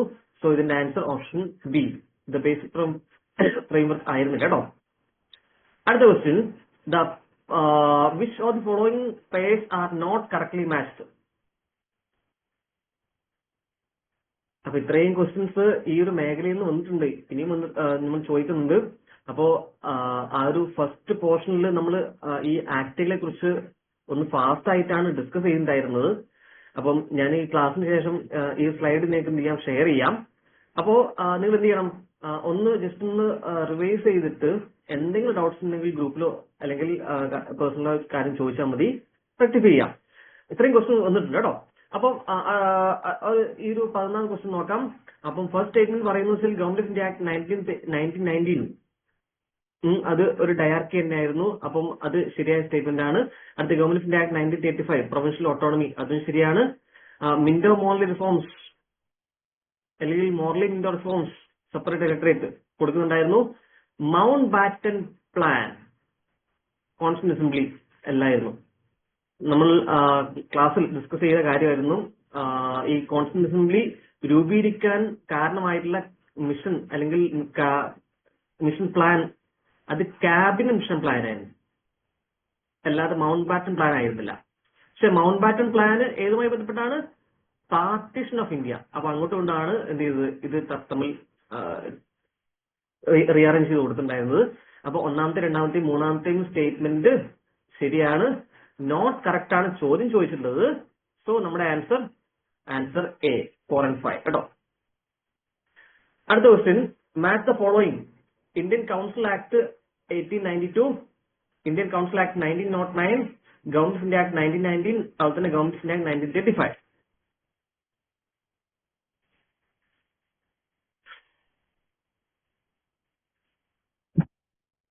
അപ്പോ 1892 എന്ത് ചെയ്യുന്നത്, ഒരു ഇലക്ഷൻ പ്രിൻസിപ്പിൾ ഇൻട്രൊഡ്യൂസ് ചെയ്യുന്നത്. ഇന്ത്യൻ കൗൺസിൽ ആക്ട് 1909 എന്ത് സംഭവിച്ചു? സെപ്പറേറ്റ് ഇലക്ടറേറ്റ് നടത്തുന്നു. 19 എന്ത് സംഭവിച്ചു? ഇൻട്രൊഡക്ഷൻ, സോറി തെറ്റായ സ്റ്റേറ്റ്മെന്റ് ആണ്.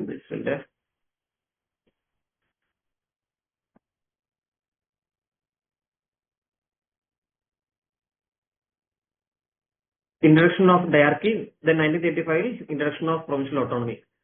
So then answer 4, 3, 1 അല്ലേ? Option A. അടുത്ത question, establishment of a board of control. നിങ്ങൾക്ക് എല്ലാവർക്കും ഫോളോ ചെയ്യാൻ പറ്റുന്നുണ്ടോ? നിങ്ങൾ എല്ലാവരും ഒന്ന് ആൻസർ പറഞ്ഞേ. എല്ലാവരും ഫോളോ ചെയ്യാൻ പറ്റുന്നുണ്ടോ? പറ്റുന്നുണ്ട്. ബാക്കിയുള്ളവർക്കോ ഒന്ന് പറഞ്ഞടാ. Okay sir. ഓക്കെ അല്ലേ? അതിൽ പറഞ്ഞുപോയോ?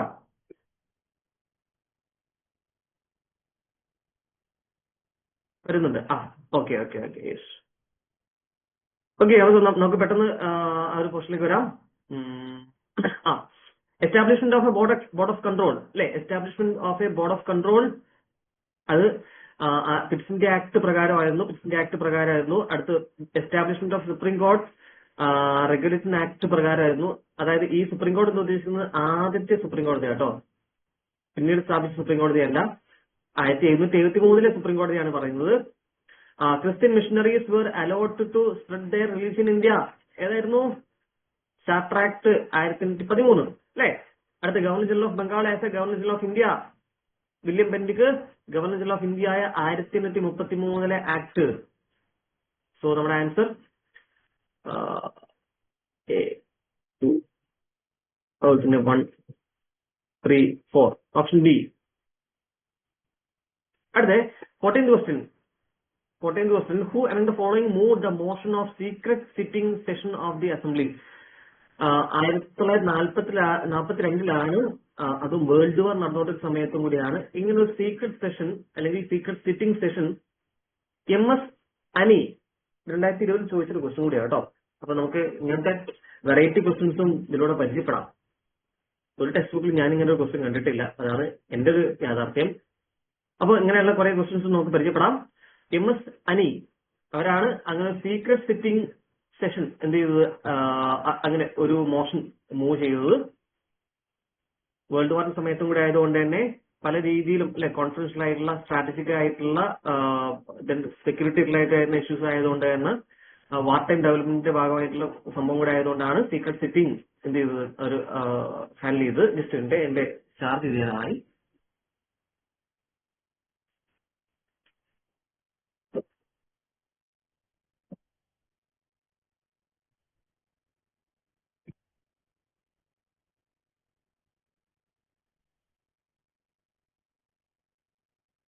Okay. Another question: the provisions of which of the constitution apply to state of Jammu Kashmir?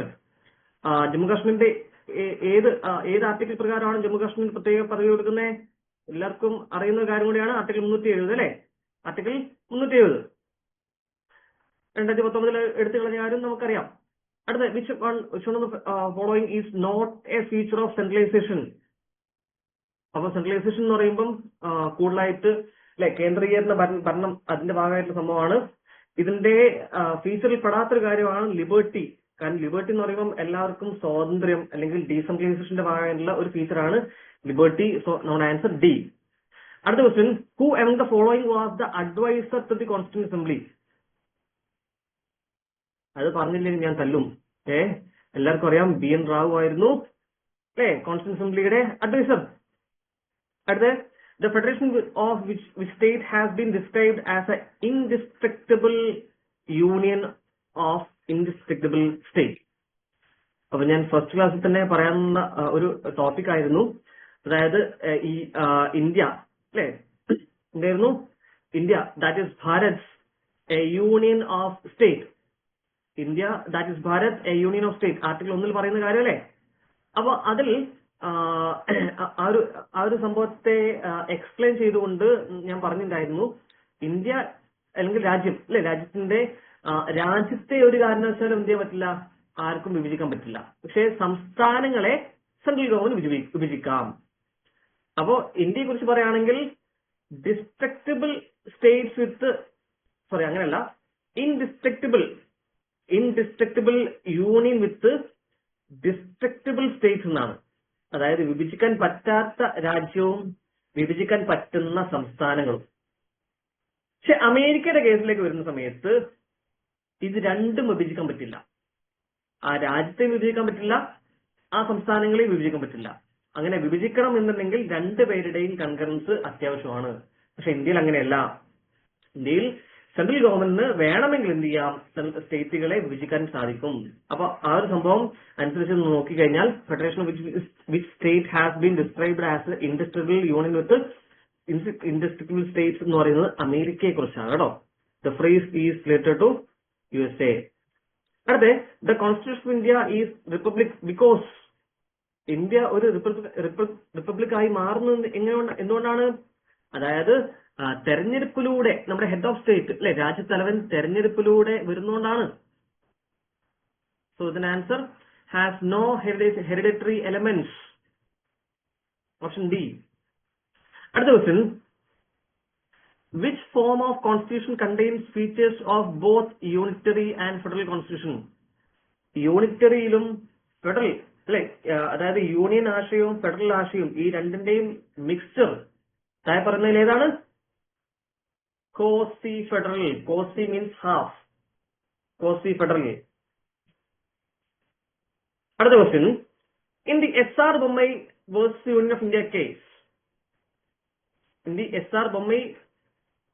Union of India case, which feature was upheld as basic structure? അപ്പോ SR Bommai case just ഒന്ന് ഒരു 2 minute അത് പറഞ്ഞുതരാം. SR Bommai case എന്ന് പറയുന്നത് ഈ ഗവൺമെന്റുകൾ state ഗവൺമെന്റുകളെ central government ഒരു പ്രത്യേക കാരണങ്ങൾ കൂടാതെ പിരിച്ചുവിടുന്നത്. സ്റ്റേറ്റ് ഗവൺമെന്റുകളെ സെൻട്രൽ ഗവൺമെന്റ് പ്രത്യേകിച്ച് ആർട്ടിക്കിൾ 356 പ്രകാരം പറയുന്ന സ്റ്റേറ്റ് എമർജൻസിയിലൂടെ പിരിച്ചുവിടുന്നത് തടഞ്ഞുകൊണ്ടുള്ള ഒരു കേസാണ് അല്ലെങ്കിൽ കോടതി കേസായിരുന്നു SR Bommai കേസ്. പോയിന്റ് മനസ്സിലായി കടന്നിരിക്കുന്നു. പ്രത്യേകിച്ച് SR ബൊമ്മെ കർണാടകയിലെ ഒരു CM ആയിരുന്നു അദ്ദേഹം. അദ്ദേഹത്തിന്റെ ഗവൺമെന്റിനെ എന്ത് ചെയ്തു, സെൻട്രൽ ഗവൺമെന്റ് പിരിച്ചുവിട്ട സമയത്ത് അതിനെതിരെ അദ്ദേഹം കോടതിയെ സമീപിച്ചിട്ടായിരുന്നു. അപ്പോൾ കോടതി പറഞ്ഞു, അതായത് കാരണം കൂടാതെ അതും അത്രയും എമർജൻസി കാരണങ്ങൾ കൂടാതെ ഒരു കാരണവശാലും തെരഞ്ഞെടുക്കപ്പെട്ട ഗവൺമെന്റുകളെ പിരിച്ചുവിടാൻ പാടില്ല. പക്ഷേ ആരെങ്കിലും രാജ്യത്തിന്റെ സെക്യുലറിസത്തെ ബാധിക്കുന്ന രീതിയിൽ ആരെങ്കിലും എന്തെങ്കിലും ചെയ്തു കഴിഞ്ഞാൽ അത്തരം ഗവൺമെന്റുകളെ പിരിച്ചുവിടാം. ബിക്കോസ് സെക്യുലറിസം എന്ന് പറയുന്നത് ഈ കോൺസ്റ്റിറ്റ്യൂഷന്റെ ബേസിക് ഫീച്ചറിൽപ്പെട്ട അല്ലെങ്കിൽ ബേസിക് സ്ട്രക്ചറിൽപ്പെട്ട ഒരു കാര്യമാണ്. അപ്പോ ഈ SR ബൊമ്മെ കേസിൽ സെക്യുലറിസത്തെ കുറിച്ചും കൂടിയാണ് എന്ത് ചെയ്തത്, ബേസിക് ഫീച്ചർ എന്ന് പറഞ്ഞുകൊണ്ട് ആര് പറഞ്ഞത്, സുപ്രീം കോടതി പറഞ്ഞു കേട്ടോ. അടുത്ത question, the instrument of instructions in the government of India act 1935 has been incorporated in the constitution as directive principles of state policy കേട്ടോ. DPSP ആയിട്ടാണ് instrument of instruction, government of India ആക്ടിൽ instrument of instruction എന്ന് പറഞ്ഞുകൊണ്ടുള്ള ഒരു point ഉണ്ടായിരുന്നു. അതായത് governor ജനറലിന് അല്ലെങ്കിൽ വൈസ്രോയ്ക്ക് ഈ ആക്ട് നൽകിയിട്ടുണ്ടായിരുന്ന കുറച്ച് ഇൻസ്ട്രക്ഷൻ ആയിരുന്നു. ആ ഇൻസ്ട്രക്ഷൻ പിന്നീട് നമ്മൾ എന്തായിട്ട് പരിഗണിച്ചു, DPSP ആയി പരിഗണിച്ചു കേട്ടോ. അടുത്ത question, which one of the following determines that Indian constitution is A federal? അപ്പോ ഇന്ത്യൻ കോൺസ്റ്റിറ്റ്യൂഷനെ ഒരു ഫെഡറൽ കോൺസ്റ്റിറ്റ്യൂഷൻ എന്ന് പറയാൻ കാരണം distribution of powers between central States. ആദ്യം ഫെഡറലിസം അല്ലെ, ഫെഡറലിസം എന്നുള്ള വാക്കിന്റെ മീനിങ് എന്ന് പറയുന്നത് തന്നെ ഒരു യൂണിയൻ ഗവൺമെന്റും കൂടാതെ സംസ്ഥാന ഗവൺമെന്റുകളും, സെൻട്രൽ ഗവൺമെന്റും സംസ്ഥാന ഗവൺമെന്റുകളും, ഇങ്ങനെ ഒരു അഡ്ജസ്റ്റ്മെന്റിനെ നമ്മൾ പറയുന്ന പേരാണ് ഫെഡറൽ ഗവൺമെന്റ് അല്ലെങ്കിൽ ഫെഡറൽ സിസ്റ്റം. അപ്പോൾ സ്വാഭാവികം ഇന്ത്യ ഈ ഒരു ഫെഡറൽ സിസ്റ്റം ഫോളോ ചെയ്ത രാജ്യം തന്നെയാണ് അല്ലെ. നമുക്ക് സെൻട്രൽ ഗവൺമെന്റ് ഉണ്ട്, സ്റ്റേറ്റ് ഗവൺമെന്റുകളുണ്ട്. കൂടാതെ സെൻട്രൽ ഗവൺമെന്റും സ്റ്റേറ്റ് ഗവൺമെന്റും തമ്മിൽ അധികാരങ്ങൾ പരസ്പരം ഡിവൈഡ് ചെയ്തിട്ടുണ്ട്. അപ്പൊ അതാണ് ഡിസ്ട്രിബ്യൂട്ട് ചെയ്യുന്നുണ്ട്. അപ്പൊ അതാണ് പറയുന്നത് distribution of powers between central States കേട്ടോ. അടുത്ത question, which one is not an argument in favor of power sharing? അതായത് പവർ ഷെയറിങ്ങിന്, അതായത് നമ്മൾ നേരത്തെ പറഞ്ഞല്ലോ federal government, state government, central ഗവൺമെന്റും പവർ ഷെയറിംഗ് നടത്തുന്നു, ഡിസ്ട്രിബ്യൂട്ട് ചെയ്യുന്നു. ഇനി അത് താഴേക്ക് വരികയാണെങ്കിൽ ലോക്കൽ ഗവൺമെന്റുകൾക്കും ഈ പവർ ഷെയറിംഗ് നടക്കുന്നുണ്ട്. പഞ്ചായത്തുകൾക്ക് സംസ്ഥാനങ്ങളുടെ പല അധികാരങ്ങളും വിരിച്ചു കൊടുക്കുന്നുണ്ട്. അപ്പൊ ഈ അധികാര വികേന്ദ്രീകരണത്തിന്റെ ഒരു പോരായ്മ എന്ന് പറയുന്നത് താഴെ പറഞ്ഞ ഏതാണ് എന്നാണ് ചോദ്യം. Not favour of power sharing ഏതാണ്? ഓപ്ഷൻ ഡി ആണ് ഇതിന്റെ തെറ്റായ സ്റ്റേറ്റ്മെന്റ്. അതിൽ പറയുന്നത് ഇറ്റ് സ്പീഡ് ഡിസിഷൻ മേക്കിംഗ് അല്ല, ഇറ്റ് ഡിലേസ്. കാരണം പവർ ഷെയറിംഗ് ഓരോരുത്തർക്കും ഇങ്ങനെ കൊടുത്തപ്പം ഓരോരുത്തരുടെ അല്ലെ ആ ഒരു ഒപ്പീനിയൻ അനുസരിച്ചുകൊണ്ട് ഇതിലെ ഡിസിഷൻ ഡിലേ ആയിക്കൊണ്ടിരിക്കും. അടുത്ത question, distinguishing factors between pressure group and political party. അപ്പൊ ഈ രണ്ട് സംഭവം എന്താണ് പറഞ്ഞുതരാം. പ്രഷർ ഗ്രൂപ്പ്, മറ്റൊന്ന് പൊളിറ്റിക്കൽ പാർട്ടി. പൊളിറ്റിക്കൽ പാർട്ടി നമുക്ക് ഡൗട്ട് ഉണ്ടായിരിക്കില്ല, കോൺഗ്രസ്, BJP അതുപോലെയുള്ള പാർട്ടികൾ. ഇനി പ്രഷർ ഗ്രൂപ്പ് എന്ന് പറയുന്നത് അവർ പൊളിറ്റിക്കൽ പാർട്ടീസ് അല്ല, പകരം അത് ചിലപ്പോ റിലീജിയൻ പ്രഷർ ഗ്രൂപ്പ് ആയിരിക്കാം, അല്ലെങ്കിൽ റീജിയണൽ പ്രഷർ ഗ്രൂപ്പ് ആയിരിക്കാം, അല്ലെങ്കിൽ മറ്റേതെങ്കിലും രീതിയിലുള്ള പ്രഷർ ഗ്രൂപ്പ് ആയിരിക്കാം. അപ്പൊ ഇത് തമ്മിലുള്ള പ്രധാനപ്പെട്ട ഒരു ഡിഫറൻസ് അതാണ് ചോദിച്ചിരിക്കുന്നത്. അപ്പോ ഇതിന് answer, pressure group do not seek political power. Pressure ഗ്രൂപ്പിന് അധികാരം കിട്ടിക്കൊള്ളുന്നില്ല, അല്ലെങ്കിൽ അധികാരം അവർ എന്ത് ചെയ്യുന്നില്ല, കാംക്ഷിക്കുന്നില്ല, അധികാരം നോക്കുന്നില്ല. ബാക്കി പൊളിറ്റിക്കൽ പാർട്ടിയുടെ പ്രധാനപ്പെട്ട ഒരു ഉദ്ദേശം to seek the political power, അധികാരം ലഭിക്കുക എന്നതാണ്. അപ്പോൾ ഇതിന്റെ ഓപ്ഷൻ ബി ആണ് കേട്ടോ. അടുത്ത question, question number 26. Article dealing with special provision for Assam. ആസാമിനെ കുറിച്ച് പറയുന്ന ഒരു പ്രത്യേക ആർട്ടിക്കിൾ. അപ്പം ഞാൻ നേരത്തെ ജമ്മു കാശ്മീരിനെ കുറിച്ച് പറഞ്ഞിട്ടുണ്ടായിരുന്നു. ജമ്മു കാശ്മീരാണെങ്കിൽ ആർട്ടിക്കിൾ 370 അല്ലെ, ആർട്ടിക്കിൾ 370. അതോടൊപ്പം തന്നെ ഈ ജമ്മു കാശ്മീരിന്റെ കൂടെ പല സംസ്ഥാനങ്ങൾക്കും ഇങ്ങനെ പ്രത്യേക പദവികൾ കൊടുത്തിട്ടുണ്ട്. ആ പ്രത്യേക പദവികൾ ആർട്ടിക്കിൾ 371 സ്റ്റാർട്ട് ചെയ്യുന്നു. ആർട്ടിക്കിൾ 370 ഏതായാലും ജമ്മു കാശ്മീർ. ആർട്ടിക്കിൾ 371 അങ്ങ് സ്റ്റാർട്ട് ചെയ്യുന്നു. ആർട്ടിക്കിൾ 371 ABCDEFGHI എന്ന് പറഞ്ഞുകൊണ്ട് സ്റ്റാർട്ട് ചെയ്യുന്നു. അപ്പൊ അതിൽ ആസാമിന് കൊടുക്കുന്നത് ആർട്ടിക്കിൾ 371B ആണ്. ഞാൻ ആ ഒരു ലിസ്റ്റിലേക്ക് വരാം. ആർട്ടിക്കിൾ 371 ആണെങ്കിൽ മഹാരാഷ്ട്ര ആൻഡ് ഗുജറാത്ത്, 371A ആണെങ്കിൽ നാഗാലാൻഡ്, 371B ആസാം, 371C മണിപ്പൂർ. ഈ ലിസ്റ്റ് നിങ്ങൾ എന്ത് ചെയ്യണം, ഒന്ന് ബൈഹാർട്ട് ചെയ്യണം. Option 371D Andhra Pradesh and Telangana, 371E Andhra Pradesh, അതായത് ഹൈദരാബാദ് യൂണിവേഴ്സിറ്റിയെ കുറിച്ചിട്ടാണ്. അതുപോലെ തന്നെ 371F Sikkim, 371G Mizoram, 371H Arunachal Pradesh, 371G Goa, 371J Karnataka. ഇനി ഈ അടുത്ത് ബീഹാറും ഒരു സ്പെഷ്യൽ സ്റ്റാറ്റസ് ചോദിച്ചിട്ടുണ്ട്. ഭാവിയിൽ വേണമെങ്കിൽ അതും ഇതിന്റെ ഭാഗമായിട്ട് ആഡ് ചെയ്യപ്പെടാം. അപ്പൊ ഇത്രയും കാര്യങ്ങളാണ്. അടുത്ത question 27. Question number 27. Who said India would enter a life of contradiction on 26 January 1960? അതായത് ഭരണഘടന കൊണ്ടുവന്ന അല്ലെങ്കിൽ ഭരണഘടന എൻഫോഴ്സ് ചെയ്ത ഇന്ന് മുതൽ രാജ്യം ഒരു കോൺട്രഡിക്ഷനിലേക്ക് വൈരുദ്ധ്യാത്മകമായിട്ടുള്ള ഒരു സ്റ്റേജിലേക്ക് കടക്കുന്നു എന്ന് പറഞ്ഞത് വേറെ ആരുമല്ല, ഡോക്ടർ BR അംബേദ്കർ ആണ്. അത് പറയാൻ കാരണം മറ്റൊന്നുമല്ല, നമ്മുടെ ഈ ഭരണഘടന ഇൻട്രൊഡ്യൂസ് ചെയ്യുന്നതോടുകൂടെ ഒരു പൊളിറ്റിക്കൽ ഇക്വാലിറ്റിയിലേക്ക് വരുന്നു. രാജ്യം ഒരു പൊളിറ്റിക്കൽ ഇക്വാലിറ്റിയിലേക്ക് വരുന്നു.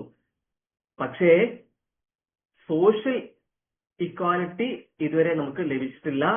there is a social inequality but it ensures political equality. അപ്പൊ അതുകൊണ്ടാണ് അദ്ദേഹം എന്ത് ചെയ്തത്, ഇങ്ങനെ ഒരു കോൺട്രഡിക്ഷൻ എന്ന് പറയുന്നത് കേട്ടോ. അടുത്ത question. The draft constitution only provides machinery. Who should be in power is left to people. അങ്ങനെ പറഞ്ഞതും വേറെ ആരുമല്ല, ഡോക്ടർ BR അംബേദ്കർ ആണ്. അടുത്ത question. The Constituent Assembly of India convened to prepare Constitution of India appointed subcommittee headed by Gopinath Bardoli. ഞാൻ major കമ്മിറ്റീസിനെ കുറിച്ച് പറഞ്ഞിട്ടുണ്ടായിരുന്നു. Major കമ്മിറ്റീസിന്റെ ചെയർമാൻമാരെല്ലാം അല്ലെ പറഞ്ഞിട്ടുണ്ടായിരുന്നു നമ്മൾ അല്ലെ. അപ്പോ ആ മേജർ കമ്മിറ്റീസിൽ ഫണ്ടമെന്റൽ റൈറ്റ്സിന്റെ മേജർ കമ്മിറ്റീസിന്റെ ഹെഡായിട്ട് സർദാർ പട്ടേലിനെ കുറിച്ച് ഞാൻ പറഞ്ഞിട്ടുണ്ടായിരുന്നു. അവർക്ക് കീഴിൽ പല സബ് കമ്മിറ്റിയുടെ ഭാഗമായി ട്രൈബൽസിനെ കുറിച്ച് പറഞ്ഞിട്ടുണ്ടായിരുന്ന ഒരു സബ് കമ്മിറ്റി ആയിരുന്നു ഗോപിനാഥ് ബർദോളിയുടെ കീഴിലുള്ള സബ് കമ്മിറ്റി, ട്രൈബൽസ്.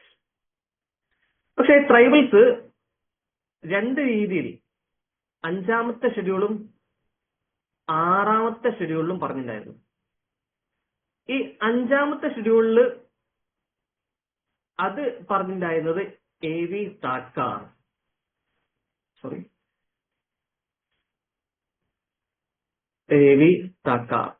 എന്ന് പറഞ്ഞ ഒരാളായിരുന്നു.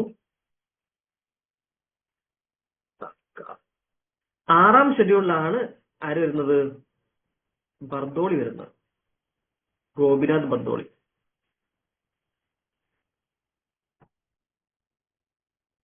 ഇനി നമുക്ക് ക്വസ്റ്റിനിലേക്ക് വരാം.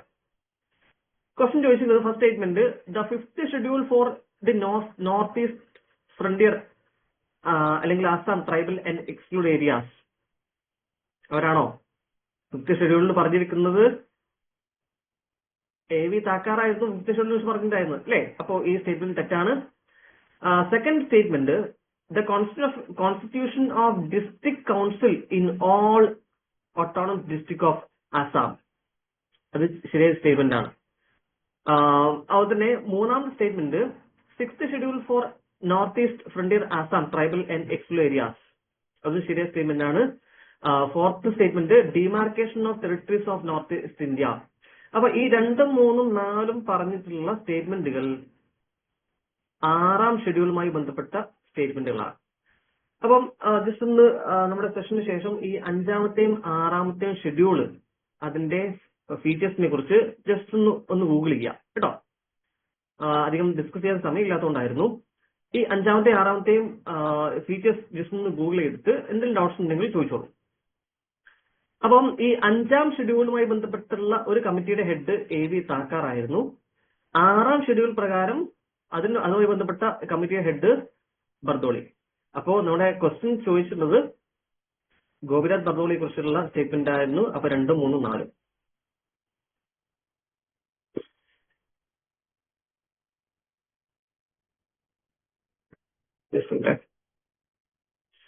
സോറി, ഈ 4ാം statement demarcation of territories north India അത് പറയുന്നില്ല കേട്ടോ, സോറി. 2, 3 മാത്രമാണ് പറയുന്നത്. So answer is C. അടുത്ത ക്വസ്റ്റ്യൻ തൽക്കാലം നമുക്ക് ഈ 30 ക്വസ്റ്റ്യൻ വരെ ഡിസ്കസ് ചെയ്യാം. Which of the following is not central tenets of constitution of India. അതായത് ഇന്ത്യൻ ഭരണഘടനയുടെ സെൻട്രൽ നെടുംതൂണല്ലാത്ത പോയിന്റ് ഏതാണെന്ന് ചോദിച്ചിരിക്കുന്നത്. നമുക്ക് സ്റ്റേറ്റ്മെന്റ് ഡീറ്റെയിൽ ഒന്ന് വായിച്ചു നോക്കാം. First statement, it prohibits discrimination on grounds of religion. ശരിയല്ലേ? 2ാം statement, gives official status to certain religion. അങ്ങനെയുണ്ടോ? നമുക്ക് ഫോൾസ് ആണ്. യെസ്.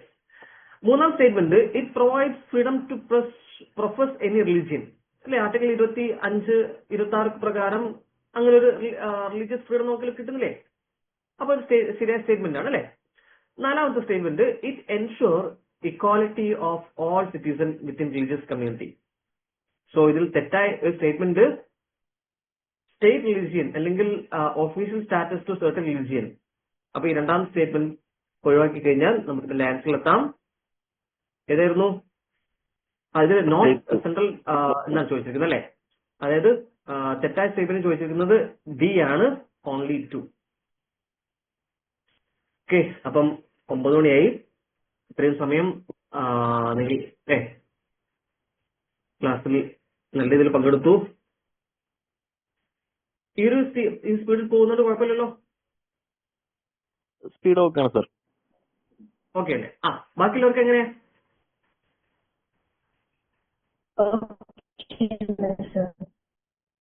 Okay yes. ഓക്കെ, അപ്പോ നാളെ നിങ്ങൾക്ക് മാത്സ് ആയിരിക്കും. അതിന്റെ ടൈം ടേബിൾ നിങ്ങൾക്ക് ഷെയർ ചെയ്യും. നല്ല രീതിയിൽ ആക്റ്റീവായിട്ട് പങ്കെടുക്കുക. ഈ ഒരു 2 മണിക്കൂർ നല്ല രീതിയിൽ ആക്റ്റീവ് പങ്കെടുക്കുക. എന്തെങ്കിലും ഡൗട്ട്സോ കാര്യങ്ങളുണ്ടെങ്കിൽ റെക്ടിഫൈ ചെയ്യുക. ഈ ഒരു മാരത്തോൺ സെഷൻ നല്ല രീതിയിൽ ഉപയോഗിക്കുക, വിജയിക്കുക. ഓക്കെ, അപ്പോ എല്ലാവർക്കും good night. Have a nice dream. Thank you everyone. Bye. Thank you sir. Thank you sir. Okay, by.